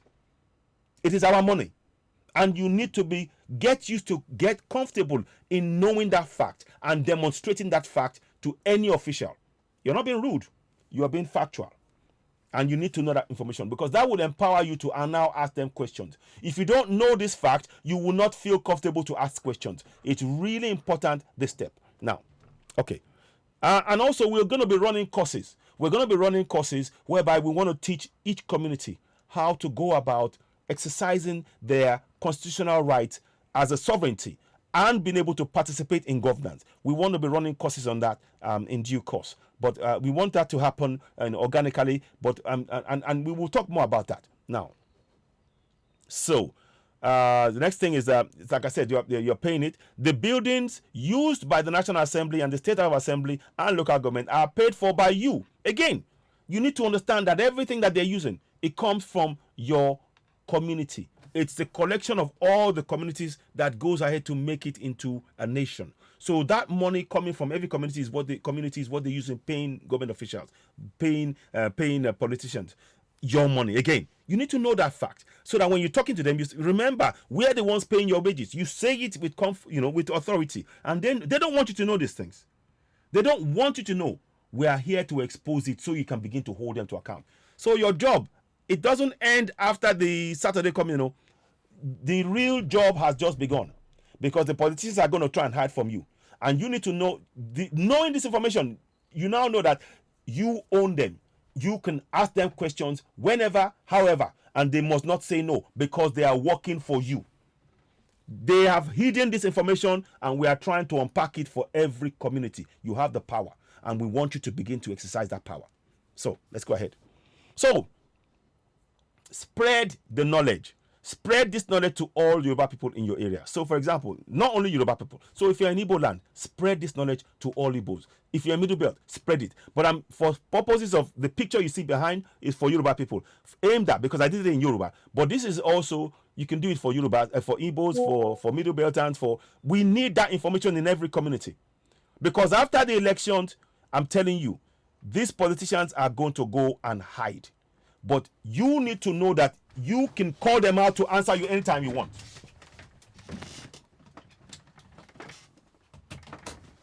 You can call them to answer you anytime you want. For as long as your road is not fixed, they must answer you. For as long as you don't have light 24/7, they must answer you. For as long as you don't have public toilets in your area, they must answer you. For as long as there is no weekly collection of refuse in your area, they must answer you. It is when your needs have been met that you can shift focus to another need. Okay, that one you've done. We thank you very much. Now here's another one, because it is this has to be continuous. We need to get used to being continuously asking questions of these people until we get what we need within our community. And you have to think as a community. No one person can do this alone. A community must come together. That is what we're trying to. This is the key message of this broadcast. So let's go ahead. So, to be able to ask the local government council what you need to know their responsibilities. And those are the things that you see on the screen. So let's read through it. The functions of the local government are detailed in the Nigerian Constitution, which include the following. So you see it is detailed in the Constitution. And you need to know that so that you can ask them a question. If they say, oh, it's nothing to do, you say, no. It is detailed in the Constitution. It says in the Constitution, this is your role. This is information that we need to teach to every community. This is not going to be business as usual anymore, where governors, House of Assembly are going to run away from you. You are going to tell them that they are working for you. The information I'm telling each, this is for your community. You see, what I'm trying to do is to make sure that you no longer depend on fish from somebody else. Somebody from those of us abroad giving you money to survive. The money, let me show you again. You got money in your account, in your communities. Look at this. This is Lagos, for example. Because you need to be we have to be very, very clear. That's Lagos. Alimosho, 8.43 billion. Where is that money? Your job is to begin to ask about that money from your councillor, to your local chairman, to your state house of assembly. You have that right. If you do not exercise that right and you are going to ask people for money, then you are really deceiving yourself. Oh, God help us. No, there's nothing. God doesn't need to help. There's allocation in there for you. You need to exercise. Let's go back again. You need to participate in government by exercising your right to question them. Participation through questioning. I hope you're following what I'm saying. Very important information that we must take. And I will keep saying this until all of us get it. 8.43 billion naira. You see that? That was in 2020. It's probably going to be more for the current year. Ifelodun, Aderumi, Ifelodun, 6.46 billion. Those funds are in the hands of the state governors. You should be asking Sanwo-Olu and the House of Assembly members where your money has gone. That is what you'll be asking. And that is what we're encouraging you to do. How we're telling you the steps you must take to ask those questions. It doesn't end in September and in Saturday. That's just the beginning. You now begin to go together as a community and ask questions. I never ever relent. So let's go back again to the next part of it. Here we go. So the responsibilities. Please share this broadcast. Please share this broadcast. I hope this makes sense. So please share. This is information, very important information for your community. You don't need to wait for prayers. You don't need for somebody to see a vision. Oh, I see a vision. This person is... No, because it's not one person. A community, only a community can solve a community problem. Not one person. No one person can solve your problem. It is when the community, if you want good roads in your community, you need to know that you have to work together within the community as a community member in the committees on roads, committee on water, committee on light, putting pressure on those who you pay. You are the one paying the wages of the local councillor. You're the one paying the wages of the local chairman. You're the one paying the wages of the state house of assembly members. You're the one paying the wages of the governor. You're the one paying the wages of the deputy governor. You're the one paying the wages of the house of reps. You're the one paying the wages of the senator. You're the one paying the wages of the president. It is from your money. We need to really awaken ourselves. So let's carry on with the responsibilities of the local government. So it is, remember, when they ask you, why are you asking questions? Well, we have the right to ask you because within the Constitution, these are your responsibilities. And we as the citizens, you quote section 14(2)(c), we have the right to participate in governance in accordance with the Constitution. And we are participating by questioning you on the things that are lacking in our community, which falls under your responsibilities. And you now name the responsibilities. Here are the responsibilities. Economic recommendation to the state. So they will recommend economic ideas to the state. If there's a new resource or new mineral that can make a lot of money, they recommend it to the state that, okay, invest in this area and that kind of thing so they can create jobs. 2, collection of taxes and fees. Very self-explanatory. Establishment and maintenance of cemeteries, burial grounds, homes for the destitute or infirm. So many people go and buy places, but you forget that this is the job of the local council to make sure that in each of the area there are designated areas where you can actually have burial. You can bury people, and they're supposed to make it safe. That's their job. But people will go and these are things that we don't know. That's why we're bringing it to you. Licensing of bicycles, trucks, other than mechanically propelled trucks, canoes, wheelbarrows, and carts. Establishment and maintenance, so that's another responsibility. Establishment and maintenance of regulation of markets, motor parks, and public conveniences. Again, they should be providing public conveniences. That is the job of the local council. But because you don't know these things, that is why every one of us now, every community must become a staunch member of the community association. You have to be. Because if you want the good roads, praying is not going to give it to you. It is joining the community members, community association, and becoming part of committee, minimum of 2 committees. Begin to put pressure on the local councillors, chairman, the local chairman, House of Assembly members, House of Reps, all of them consistently as a community, that you will only get the roads, the water, and the money is there. Because if you put pressure, those money, they'll be afraid to touch it because they know you will question. Right now, nobody's questioning them. You're not questioning them. And you have the power to question them. Participation in your governance through questioning. Very important. So now, we want to teach you how to fish. We no longer want to give you fish. We are giving you fish. Every month, you are getting fish from us. We want you to fish yourself. The funds are there. There is nothing lacking. It's time for you to take action collectively. It's time to wake up. Yes. Now, sorry, let me go back again. So now it talks about construction of and maintenance of roads and streets, drains and other public highways and parks and open spaces. Naming of the roads and streets and numbering of houses. Those are the jobs of the council. Again, you see the roads in the area. That's the job of the local government area. But the end of it's the governors, is the state. No, it's the House of Assembly. So it's the local government that's meant to be doing these things. We need to have this information shared. Please, I hope you are watching this and sharing. Share. I'm playing my part in bringing knowledge to you and how you can begin to take control in each of your community. We need you to be awakened. We cannot. 60 million people must begin to take action to improve their lives. Praying is not one of the options any longer. You can pray 2 hours of the day or out of 10 hours, but the remaining 8 hours, you need to focus on how you get the road, the water, the light, the school in your community by putting pressure on those who you elected into office, and you have the power to do so, and you get the funds. So we need to put all of that together.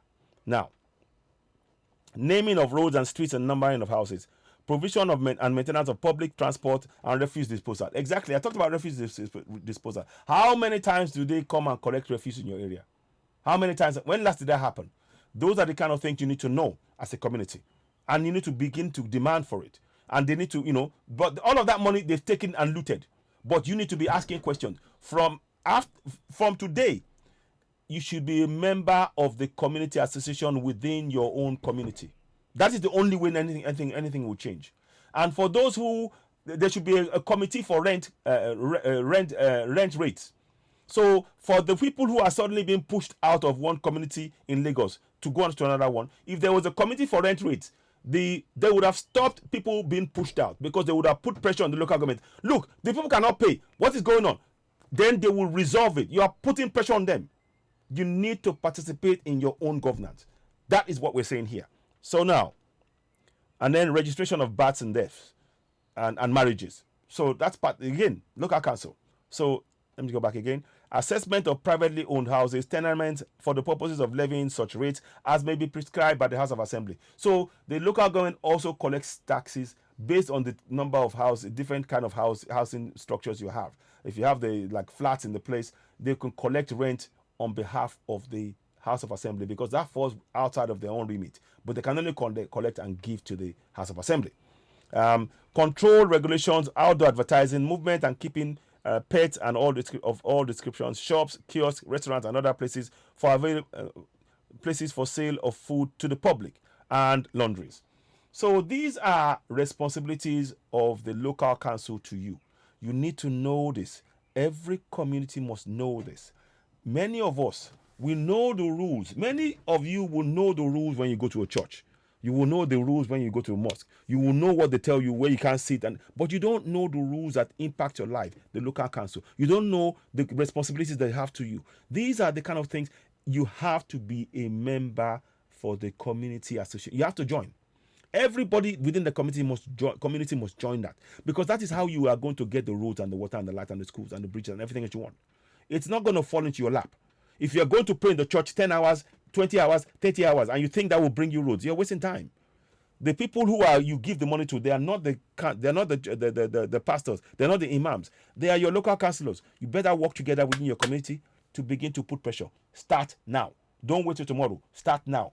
I'm telling you, After the elections, many of the councillors, House of Assembly, they're going to try and hide from you. You have the power to hold them to account. You are the one paying for their buildings. You're the one paying their wages. You're the one paying for everything that they use. And you have sovereignty. And you have the right to participate in your own governance. That's why those two things I gave you at the beginning are so important. Every community must take hold of this information and begin to use it. Now, so this is the responsibility of your local councillor to you. Number one, and we're not one. This is in short, we should be broken down more. The councillors, what are the duties of the councillors in Nigeria? So here is the duty of the councillor. Councillors provide information to the community about policies and decisions of the council. So when the council makes a decision, they are supposed to come and tell the community. How many times do you see the councillor telling you? You need to be chasing them on that. We want to know the decision they made. You need to, because you start taking interest. But people, you guys will go and find out about the church. The church has made a decision. Oh, we're going to follow that. The mosque has made a decision. But they're not impacting your life in terms of your road, your water, the light. You're just wasting your time in the church and the mosque. You're just wasting your time. Wake up. Yeah, you. Wake up. Wake up. Wake up. Time for action. Wake up. Wake up. Come in here. Tell your friends. So that's one part of the job. They're supposed to tell you what the council does. Now, the second part of it, and the community relays its desires and concerns and opinions to the council through the councillors. So now, this is where, I talked about committees. This is where it's important. The committees will go around the area. They would have done the work of what is not working, the list of things not working, bad roads, no light, no water, no school, no bridges. And then you will be getting the local councillor to be coming to your community once a week, every week. Come down. And then you will do a walk around with him. The committee on roads will walk around with him on the roads. The committee on electricity will do a walk around with him. The committee on water will do a walk around with him. The committee on public convenience will do a walk around. That way, you begin to put pressure on these people because they've been getting it free for too long. Your time that's been spent on the church has distracted you on fixing your community. The church is not your community. The mosque is not your community. Where you live, eat, sleep, drink, and feel safe, that's your community. The place, you just go to the church for 2 hours, maybe 10 hours, but where you sleep, you're not having water. You're having to, you see, if you start doing this, having a well in your house will become a thing of the past, because now you will force the committee on water will say, look, we have no pipe into my house. Why not? You start asking questions. You've been so used to accepting what they told us. It is wrong. We are trying to wake you up. Please, please, please. Take, did you still see head Yoruba Nation? Did you still head? I am, yes. Adam Freeman, I am for Yoruba Nation 100%.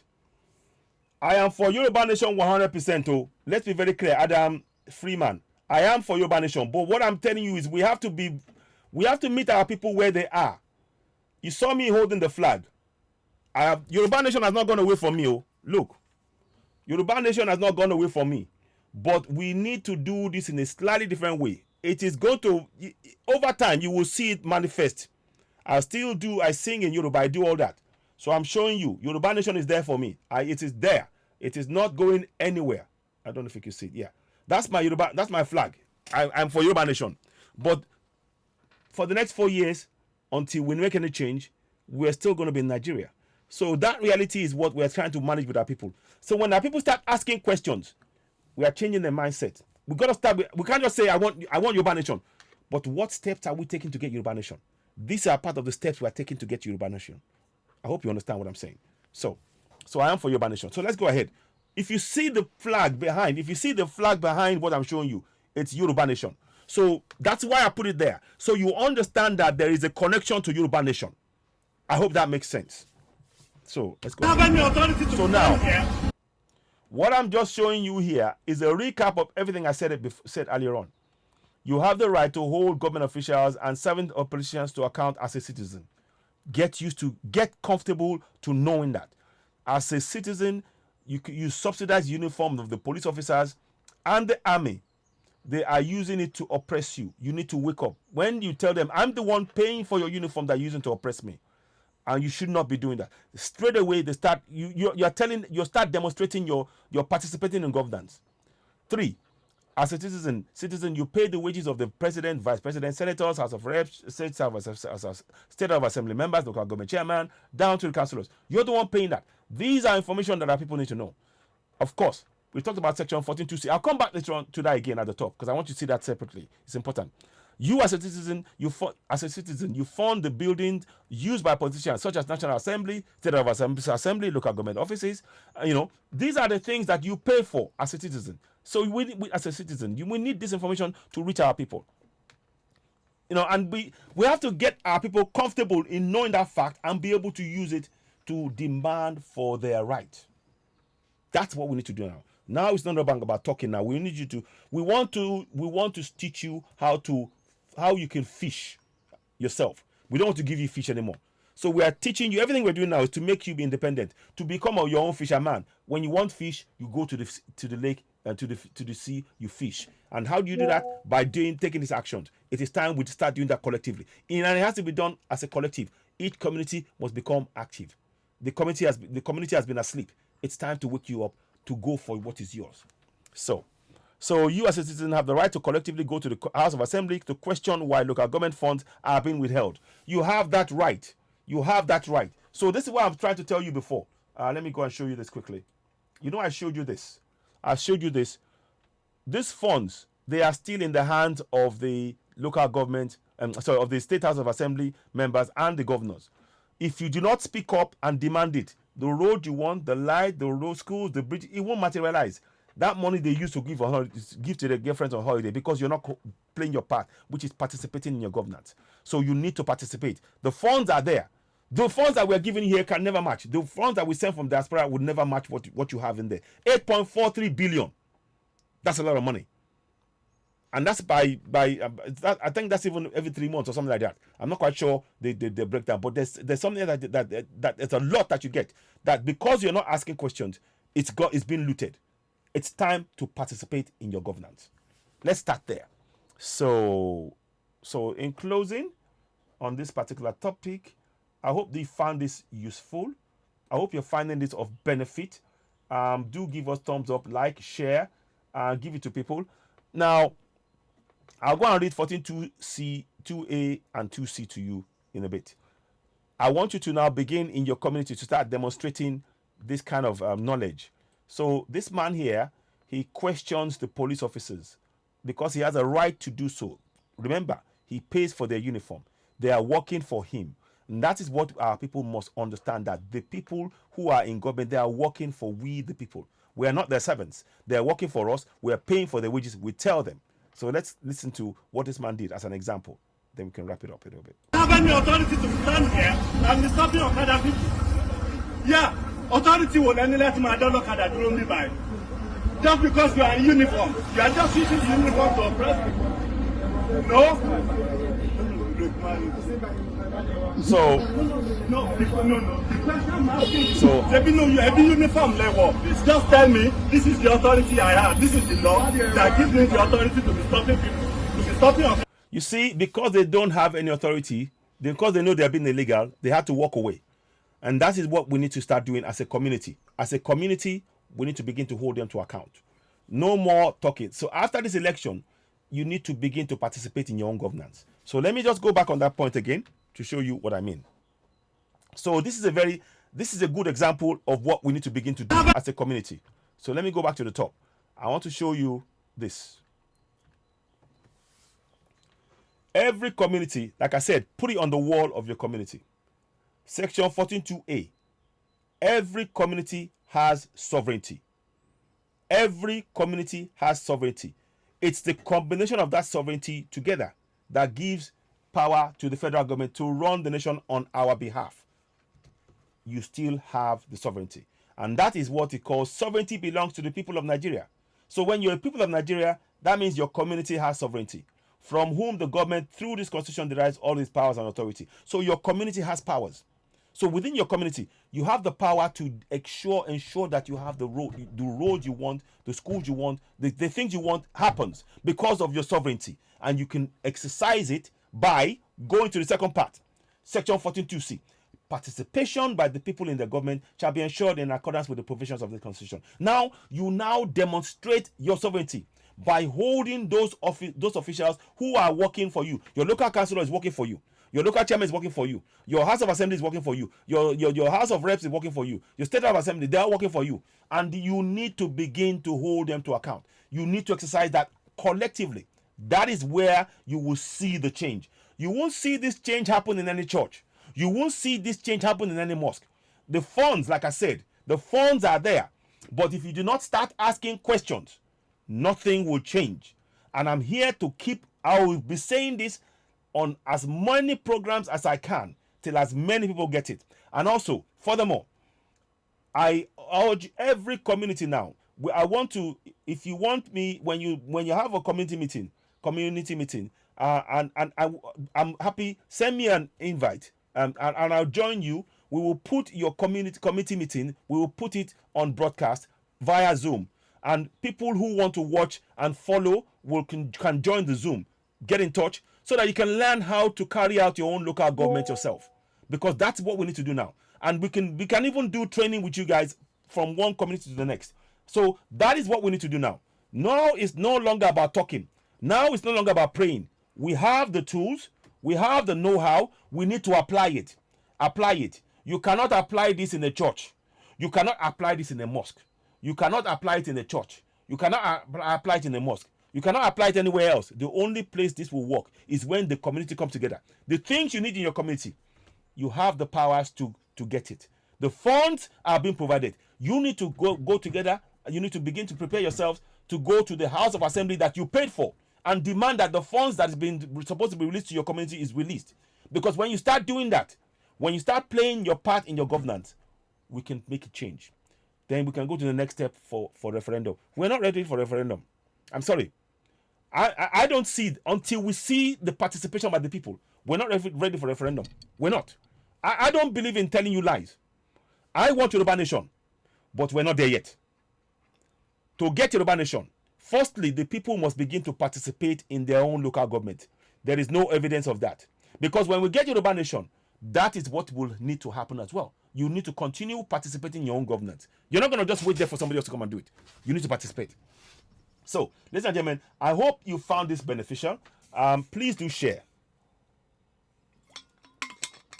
Please do share. You've been watching Citizen Network, the platform where we speak truth to power. Please don't forget, earlier on, we spoke about Martin Idakpini. He exposed the fact that General Atahiru and Alex Bade, and Chief of Air Staff Alex Bade, they were both assassinated over the $1 billion fund that was meant for buying military hardware, but the money was stolen and they killed them. And these are the things, and he's currently being held. He's for 2 years and 9 months now. He's been in detention when he should have been released. And we are saying all of us, please do the hashtag free Martins Idakpini. Hashtag free Martins Idakpini. On this platform, I think you will see that what we do on this platform, we do not come on the platform and talk about problems.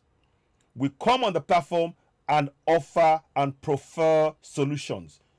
Practical solutions that every community can adopt and take on board. And we are willing to hold your hands through that process. But you need to join us. The work must be done by each community. We have to be telling ourselves the truth from here on. Anybody telling you, let us pray. Pray for what? What magic do you want? The fund that you want to fix your community is there.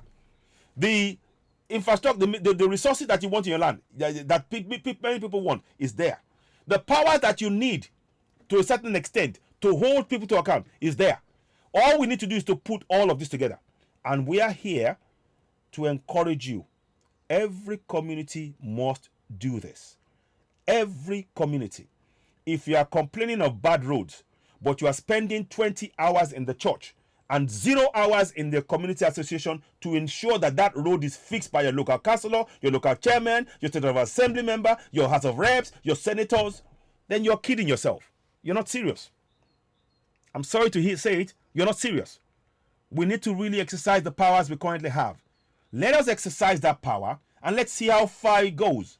Because in taking those powers and using it as far as we can, then it tells us the next step. This is going to be a series of steps to go for Yoruba Nation. I am clear about it. I want Yoruba Nation. But our people are not ready. And until they participate in their own governance and begin to hold those who are in power that they elected themselves into account, nothing will change. It's time you start understanding that you have power. And we're encouraging you to exercise that power. Even within that fraudulent 1999 Constitution. I cannot overemphasize it. These are really important points that I hope people will take on board. You have the powers. I'm showing you on the screen. I'm taking the time to interpret it into my Yoruba language. I will come maybe tomorrow and do Yoruba again in Yoruba and talk about Francis Idakpini in Yoruba as well. But the thing is, these are the things we must do. There is no point. No pastor has any business in talking to you about these laws. It is something that we must teach to our children. Children as young as 2, we make it language relevant to them. We start talking in the ways that so they can understand that they can question people. You have the right. You don't have to be afraid of things. You're a citizen. Sovereignty. Start teaching them from the age as soon as you're even given birth. Start talking to them about sovereignty. Explain it. We need to hold classes in our community. Everybody must know that sovereignty is ours. That is the first thing that we must do. If we do not do that, then anything we want to achieve, anything we want to achieve will never ever materialize, because we do not believe that we have the powers that we possess. And that is why I am doing this program. I translated it to Yoruba. That is the fundamental issue that we need to start off with. If the people are not awake, we cannot help them. If the people do not exercise the powers that they possess within the Constitution right now, there is very little we can do to change that situation. Going through the process of me saying, Yoruba Nation, we want it now, get out and just go on, without doing the things, before you even do that, have you participated in fixing the road, making sure that the councillor fix your road in your community? Have you taken action in that? Before you come and say Yoruba Nation, when you've done that, then you will know the process it needs to get to Yoruba Nation. In doing so, you will get to know exactly what you need from one community to the next to achieve Yoruba Nation. Without this step, any talk of going for Yoruba Nation is a joke. Take it or leave it. Without going through this particular process that I'm outlining, that I'm spending hours and hours to break down, without going through it community by community, we cannot achieve Yoruba Nation. We cannot. Because the people who we are trying to go for Yoruba Nation don't have an understanding, and they're not playing their role within the current system. So if they're not playing their role within the current system, how will they play their role in the new system, even if we get there? That is the problem. That is the fundamental problem that we face. So I am not going to kid anybody. I'm going to tell you exactly like it is. We have the powers to make the change. And the thing is, what I'm telling you is information that you can use yourselves and begin to take action right now. And that's the beauty of what this is. Because nobody can stop you. It's information. You can begin to gather yourself in your community and making the change right now. Don't wait for somebody to say, oh, somebody will come and fix your road. When you put the effort into your career. And the thing is, when you do that in your community, you will protect those things, because you know the sweat it took you guys to get the road fixed, to get the light in your area, to get the water. You will defend that. That is defending your sovereignty. So what are you defending in your area now? Can you defend anything in your area? You can't, because there's no sovereignty to defend. And sovereignty are tangible things that you can see, that you can hold on to, that you can say, yes, this is our area. We can protect that place because we put the sweat in and effort. But they've taken that away from you. Here is an opportunity to express and demonstrate your sovereignty by participating in your governance. Those two areas are very, very key. If we are going to make any change whatsoever into what we're doing going forward to achieve Yoruba Nation, this is the foundation. Take it or leave it. I've said my piece. I don't need to take any calls because I don't think it's about talking now. I would like you all to really look at what I've said. Go and play the video back. Pause it. Read the words in that video. Does it make sense to you? Can you share it with others? That is what we'll start with. Talking about ideas now is not the point. It's action. It's collective action. And the Constitution has given us the guidance. In as much as it is a fraudulent Constitution, these 2 points that I made, 14.2a, 14.2c, they are powerful tools that we can use to even break apart this Constitution. But it needs commitment from each and every community. It needs commitment. So let's begin to rethink our mindset. Our mindset has to be free. You need to free anybody telling you, oh, this person has seen a story. He's seen something about the future, and he's going to tell you. If he's going to tell you about the future, let him tell you how your road in your community can be fixed right now. Let him tell you about that. Because it is about your community. When he tells you about the future, he's trying to make you forget what you're suffering now for a little while, and when you come back to it, it's still there. It is better you start facing what is you're facing right now in your community and put your efforts to fix it collectively, once and for all. Not just for yourself, but for your coming generation. This is what it's about. That's why I said to you, the elections is a fraud. This is where the real action is. This is where the real action is. Let me show you what I mean. Don't misunderstand me, please. Here is funds for local government area. It is in the hands of the state government. You need to stand together, participate in your governance, demand for that money from your state. They will not be able to say no. And they will come to your community. They can then use it to fix your roads, your water, your light. If you don't participate, it won't come. It is as simple as that. It is there. Billions upon billions. But because we are not participating in our governance, it's going. They are looting it. Start now. I'm not going to say more than that. I hope you found this beneficial. Please do share the broadcast. You've been watching Citizen Network, the platform where we speak truth to power. I'm going to play this song to hopefully wake us up. Please don't forget, hashtag Free Martins Idakpini. Please subscribe to Citizen Network, the platform where we speak truth to power. We are not interested in the games that they're playing. If you are focusing on what the politicians are doing, you're not going to build your roads. You're not going to you're not going to get your roads built or the water that you need. You need to focus on where the money that they're supposed to go to, that's supposed to come to your community. Focus on where that money is gone, and make sure that it does not leave your community. It comes into your community. That is where you have to participate collectively. It requires collective effort. So, with that said, thank you very much. You've been watching Citizen Network, the platform where we speak truth to power. It's some bitter truth that we need to hear, and I hope we take it on board.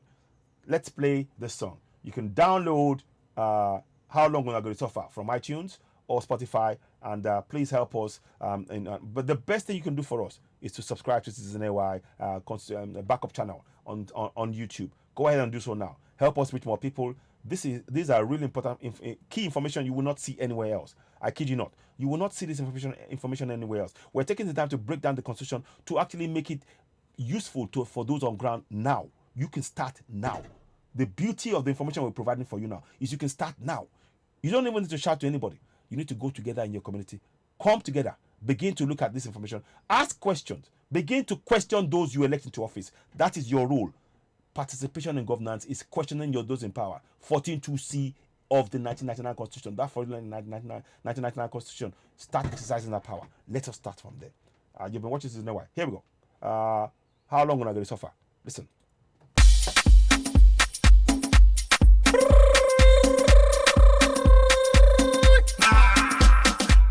Citizen AY. My people, I throw it alone. Hey, hey. Make it like hell.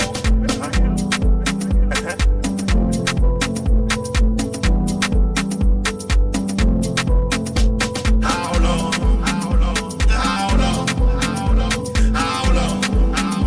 How long will I go this suffer?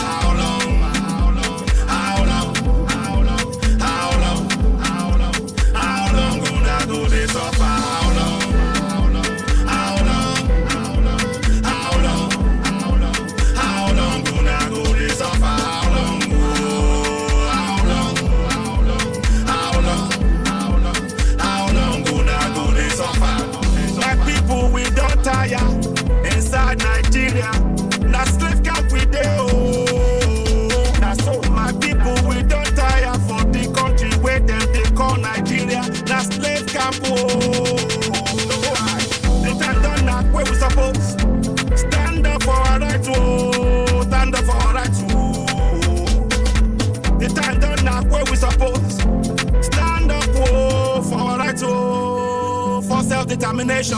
How long? How long? How long? How long? How long? How long? How long gonna go this suffer? How long? How long? How long?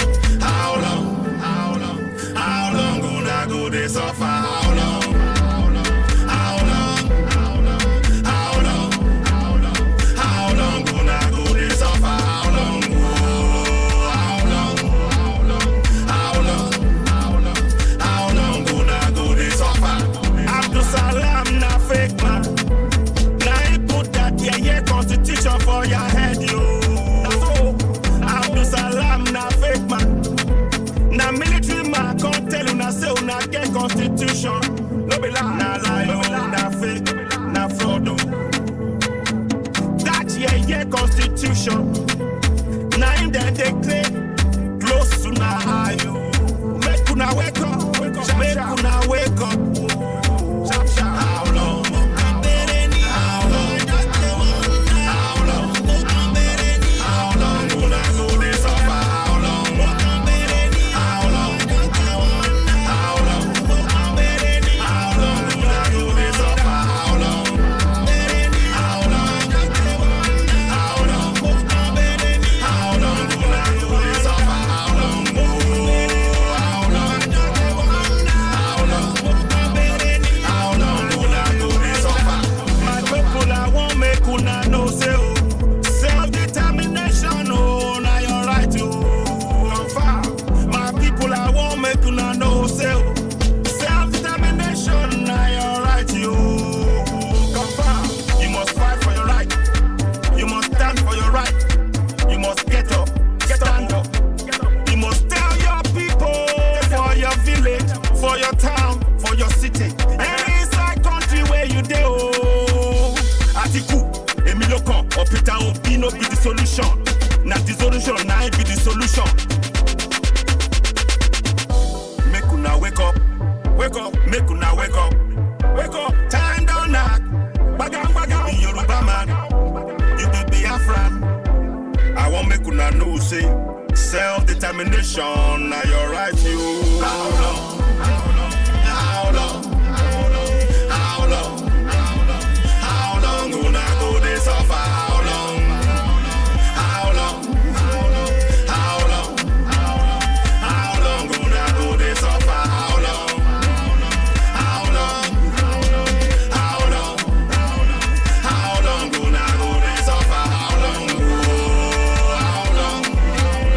How long? How long gonna go this suffer? Yoruba land na your land, yo. Middle belt na your land, yo. Hausa land na your land, yo. Biafra land na your land, yo.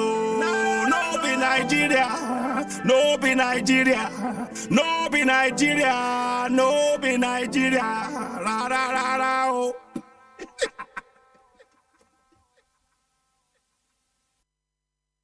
Thank you all very much. I hope you found this beneficial. Please play back this video. Please let's make free Martin's Idakpini hashtag. Make it go viral. Let's make it go viral. That man has put his life in danger.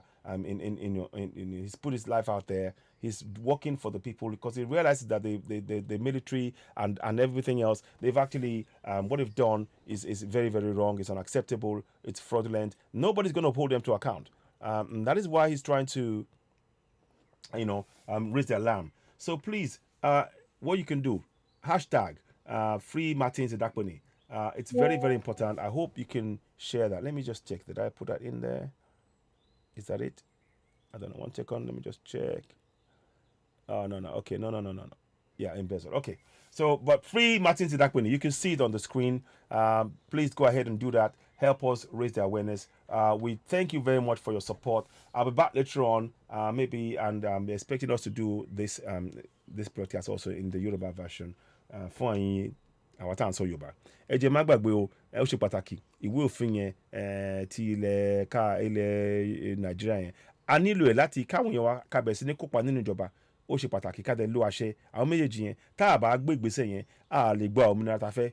A lè débi tá a fẹ́ dé ọ̀rọ̀ òmìnira yẹn torí àwọn àtúnṣe tó láti wáyé aláti ṣe lórí ilẹ̀ Nàìjíríà táwa yìí ẹ̀ bá ti wá ń ṣe yẹn àmúralẹ̀ fún Yorùbá nation wa nìyẹn ẹ jẹ́ kó yé wa o àgbàgbé Yorùbá nation rárá o àmọ́ àwọn ìgbésẹ̀ yẹn ó ṣe pàtàkì ká gbá àwọn ìgbésẹ̀ yẹn sìn ká bẹ̀rẹ̀ pẹ̀lú yẹn náà ẹ ṣeun Citizen Wide ló kí yín ó dìgbà kan náà I want to thank you very much. You've been watching Citizen Wide, the platform where we speak truth to power. Please don't forget, go ahead and subscribe to Citizen Wide backup channel. Help us grow the platform. We truly appreciate your support. Leave comments and I'll endeavor to answer you and give further clarification. Any areas you may have questions and concerns, and let's have discussions and your own suggestions as well. I'll try and see if we can get the phone lines in. A lot of issues and things that we need to talk about now is actually about solving the problem rather than focusing on the problem. Solving the problem is what we need to do. And I believe in talking about the Constitution and making people aware of the powers we have in the Constitution is a way to solve the problem. Thank you so much. You've been watching Citizen Wide, the platform where we speak truth to power. I'll be back later on. Subscribe to Citizen Wide backup channel. Thank you and bye for now. Bye for now. Bye for now.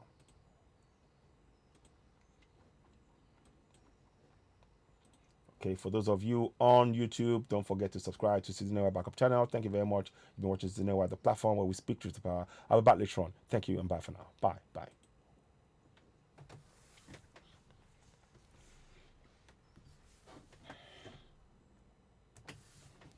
Yeah, I'm for Yoruba Nation. But if we don't do this step, we're kidding ourselves, man. We're kidding ourselves. Oh, just go and do this. Oh, just get. I'm turning around. We're not ready, man. If you don't take that step, we ain't ready to do shit. So that's what I'm trying to give to you now. Hopefully, people will key in on that and begin to realize that we must take action.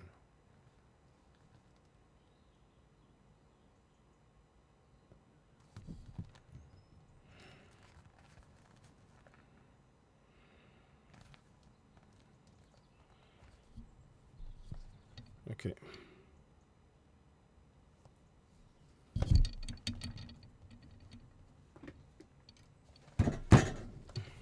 More jolly. It's the best so for work. So